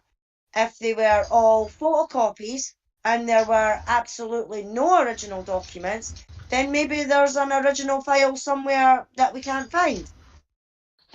Okay, well, I can't say it's ironclad, but I do have a recollection of some original documents to the extent, in other words, stuff that prosecutors ordinarily wouldn't have. For instance, I think there was a copy of a letter from Jim Bogert to maybe Jack Scherer. That was a photocopy. That was not that was something Bogert sent, and he would make a photocopy of that and put it in his file. What I mean? No. I mean a letter from Bogert to Scherer saying, I think I did get all the discovery or something like that. And in which case there's that would be, I would, you know, he would have, Boger would have had a copy in his file, and then there would also be the original of that sent to the public defender. It just struck me that there was some, letters and correspondence in there that would, for stuff that I wouldn't, if I were a prosecutor, I wouldn't get a copy of because it'd be just between various defense folks. In fact, I think there was some letters from Mr. Glenn, and so there's stuff like floating around that ordinarily we on the other side of the table wouldn't see. Sure, but my question is whether those are documents that would normally flow to the prosecution versus being circulated amongst defence lawyers. Do you have a recollection, one way or another, of whether or not you saw a photocopy of a letter as opposed to a letter on bond with a signature on it that's an original signature that's not a photocopy? And if you don't remember, you don't remember. Like I said, I don't have an ironclad memory, but I have a fair recollection that there were some original letters, correspondence amongst defense attorneys involved in the case at different points in time. Yeah, I feel comfortable. I think there was. Okay, that's all I have. Alrighty. There's some, as I suspected, there's some follow-up from Kelly. Okay, well, how much more do we have to go? Is it worth it to finish it off, or is this? There's still 20 pages. Yeah, we can, if you want, we can break it here and then. But that's going to take us 3 hours. Yeah, it's going to take us at least a half an hour to get through the rest of this minimum. Sure. Wait, why don't we call it here then? I think that'd be good. Okay, hold on just. I'll second that. Can I ask something? What is Bascom fishing for? Anybody got any ideas? Bascom? That perhaps there were some alterations done. We don't have the original. How can we make a judgment about this file? Yeah. We don't even really have original documents. We've lost control of the chain of custody of this file. Is this the full file? Yeah. Are we missing You want to stuff? know where my paranoid brain went? I'd love to. Okay. I'm curious if there isn't a ex-Manitowoc DA who went to the defense side who maybe wrote a letter to Glenn and Kelly about what was going on in the Manitowoc DA's office. Interesting. Wouldn't surprise me. Because you got to believe that just some way, somehow, there's somebody with some conscience sticking around saying that, this wrong has got to be righted. They had a snitch. Yeah. They know an awful lot. Yeah, Glenn and Kelly had a snitch. And not just Bascom, not just Manitowoc was worried. I think the DOJ was worried too. I don't think they knew who the snitch was. And that for cops and DAs has to be very frustrating. Yeah, you make a good point. Because they did know an awful lot, didn't they? In this case, this was awfully well put together. Yeah. Yeah. And then that phone call in the middle of the Fallon depot. Just, I don't know. Was it hey, they just tested Alan for another case? I mean, what if, they had to all be squirming. That's why they all were so fidgety. Because if we take that information, which we didn't know when we first watched, knowing that there's another DNA match to Alan floating around, and they're trying like hell to suppress it, they had to all be scared to death that Glenn and Kelly were going to ask them about it.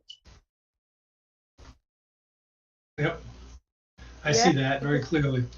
Yeah, it's a good point, Christina. Yeah, definitely. Hugh Fraser's joined us in chat, and hi Hugh, he says, I've been trying to catch up, listening on and off at speed, still about 15 minutes behind. Can I ask if there's anything available on Tom Fallon's academic record to look at the ethical end of the spectrum?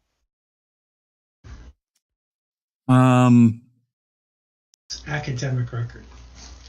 He went to Marquette for undergrad, and he went to Drake for law school.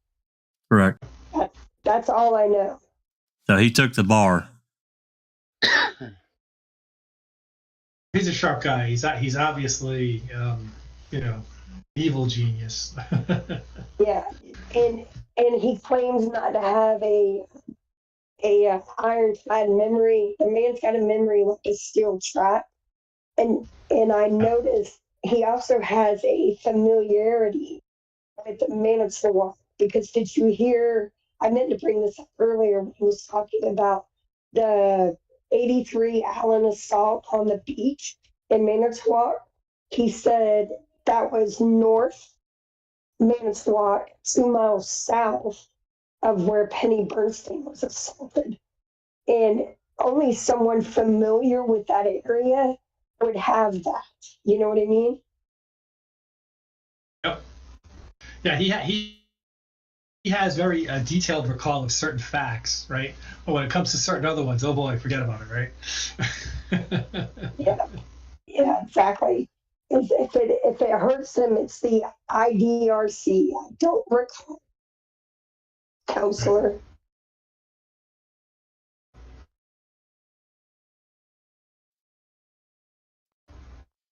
Join Big Jeff on camera there for a minute before we get out of here.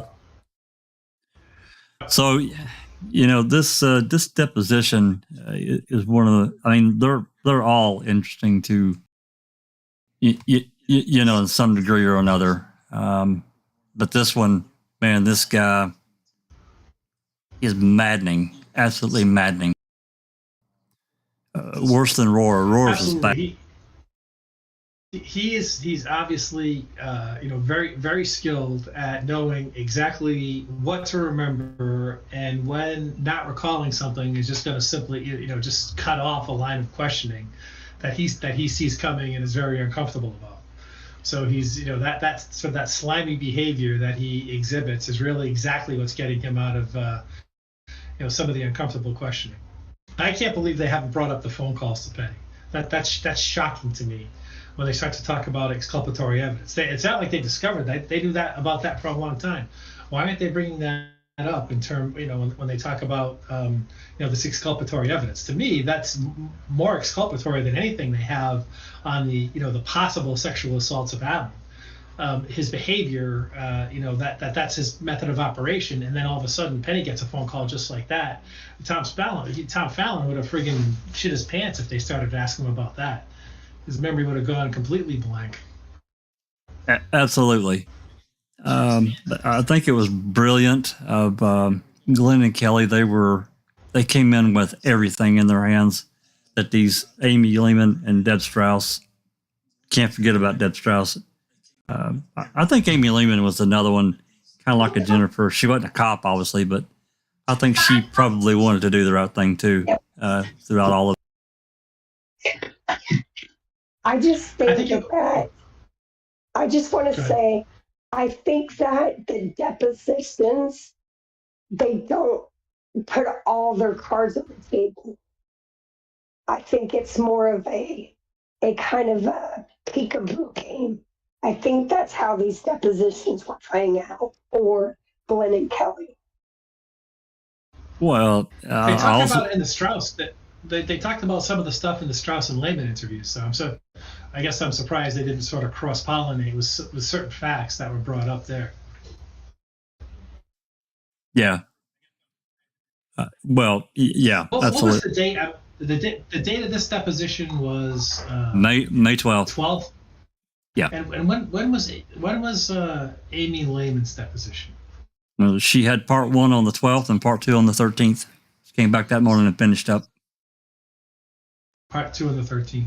I think it would be good after we finish Fallon. I wouldn't mind revisiting the cross-examination. I think it's interesting. The cross-examination of Amy by Covelli, I think, is very interesting, especially given the timeline. I won't say what it is so we don't spoil it, but I mean it's I found it very interesting that Covelli would ask Amy some of the questions that they ask, and sort of the timeline is very interesting to me. It'd be great to sort of put together a timeline. I'd actually thought that Deb and Amy were first, and now seeing some of these, my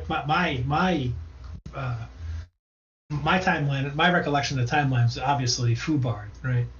So I'd like to know the exact timeline, and if any of the lawyers started to get a little bit nervous for their clients. Yeah, I think it was 100% in lockstep. I think it was Deb Strauss first when it started off. She was the first one up. She went for a period of time, and then they brought in Amy. She went in for a period of time, and then that afternoon they did Fallon. That's what we're reading now. The next day. And what about Tinker? Yeah, Tinker's in there too. Shit, I don't remember. Yeah, Tinker wasn't that long. He may have also been on the 12th. Let me look here. I can check. Deposition.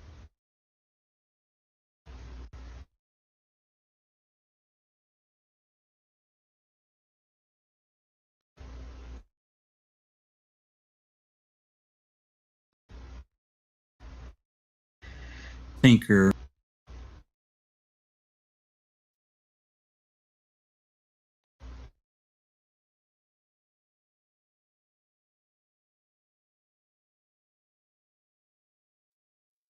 Tinker was on the 12th. And I'm looking at the time right. Nope, he was first up. 9:04 a.m. I think Big Jeff has a great idea. I think we should try and get yours to do a spreadsheet of all the depositions, the dates and times, and kind of just put them in, and then like build on that. I think that could be very helpful. Because Covelli asked some very odd questions in my mind at the end of Amy's deposition, and you have to wonder why he did that. And so I'll save that to next week. But they're funny questions that the defense to be asking. Yeah. All right. Is there? If there's nothing else, I'll say we call it a wrap for today, and probably I will definitely. I'm going to schedule some more Colburn v. Netflix through the week and try to get that finished off. Definitely by Friday, and then next Sunday we'll revisit back into the depositions. We'll finish this up, and then we'll go to the next step. You said you wanted to revisit the Covelli Amy Lehman part 2 question answer, so we'll do that. Cross-examine it, yeah. And then I think, yeah. Can I just throw this out there? And I don't know if it maybe doesn't matter to anybody else, but this is Thanksgiving week. So I don't know if that matters to anybody. I know that I'm going to be busy all week and all next weekend. It doesn't matter because it's just me, but I just wonder if there's going to be a significant crowd that might be in the same situation. Probably, we need to talk about that as a group and maybe take a week off. Yeah, I'm not trying to. No, you're right. I wasn't even thinking about Thanksgiving. Yeah, we need to talk about that. So a lot of people will be busy, doing their own thing. Yeah, just a thought. Okay. Yeah, that's a good thought. So, all right, well, I guess we'll make a decision here in the next day or two and decide. Of course, for Doc, it's not a question for him because he's Australian, but for the Americans, it's a pretty big week. They have pizza on Thanksgiving in Australia, don't they? With pineapple. Pineapple. I don't think they have turkeys in Australia. I don't think so. They have like wombats or something like that. They're Well, as big as ostriches. well, if they've got turkeys there, then they're probably pretty large, and they're probably formulating a plan to kill you. Poisonous too. Yeah, like a velociraptor. Velociraptor. Yeah. All righty, guys. Case 10, hang on a sec. Case 10 is asking, do you think that the state, let me find it again. Do we think we'll have a response from the state this week? In my opinion, no. I think they're going to take it right down to the wire. It's due on the 1st, for the 1st. So they're either going to leave it until the 1st to put it in, or they're going to leave it till the last minute on the 29th or the 31st and put it in then. 30th. 30th, not 31st. Right. Yep. Yeah, they very well may take it to the very wire. Wouldn't shock me out. Yeah. This was an awesome one, by the way. Absolutely. Yeah, it's been a good read. A lot of great discussion and conversation, and just rereading A lot of word salad. Yeah, what this guy said. This guy's a high-powered, very intelligent attorney. Don't ever forget that. And it wouldn't surprise me. Dodgy. Oh God. As hell. Oh my God. Yes. Downplay this. Blah blah blah. Yeah, whatever. Do I think he had motive? Yeah. Okay. Jesus Christ. Yeah. Yeah. Where's my water? Yeah. Jeff's got to get his water put on his neck because he's going to get pissed again. Well, anyway, I'd like to thank everyone for hanging around. Thank Big Jeff and Susan for the excellent reading, and Alice and Cherie and Rhonda, and of course everyone in the live chat. As always, if you like what we're doing, you can continue on with this documentation and everything that's in the case, and trying to build a bigger understanding of what they did, and of course what we don't have still, but understanding the steps that these people took in order to jail Avery and then eventually Brendan, and where we still trying to meddle around with what's going on today with Zellner. It's a big deal. Anyway, give us a like, give us a subscribe, give a suggestion. Let us know. We're all big people and open for conversation, and we're certainly willing to listen. With that said, hold on just 1 second. Darn it.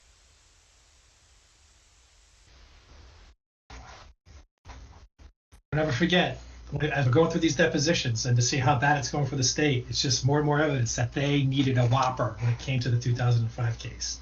They needed it because it was going very, very bad. Oh, absolutely, Big Jeff. By the time we get down to so important. Yeah, the time we get to Jean Cachet, yeah, there's just absolutely no way that they could have this in an open forum, open court. There's no way they wanted this in front of the people. No way. And they needed, as Jeff said, they needed a whopper. So that's what they did. I think personally, even if it wasn't Teresa, I've said it for coming on 7 years now, they were going to do something to stop those depositions before Sork and Vogel got on the stand. Whatever it took. No doubt. Absolutely. No doubt. Anyway, with that said, we're going to jump out of here. Thank everybody again. And with that, until next time, hope everybody has a wonderful Thanksgiving day and week with your family and loved ones. We all do. Foul Play and all of our other members and everyone. Enjoy it. This has been a Foul Play production.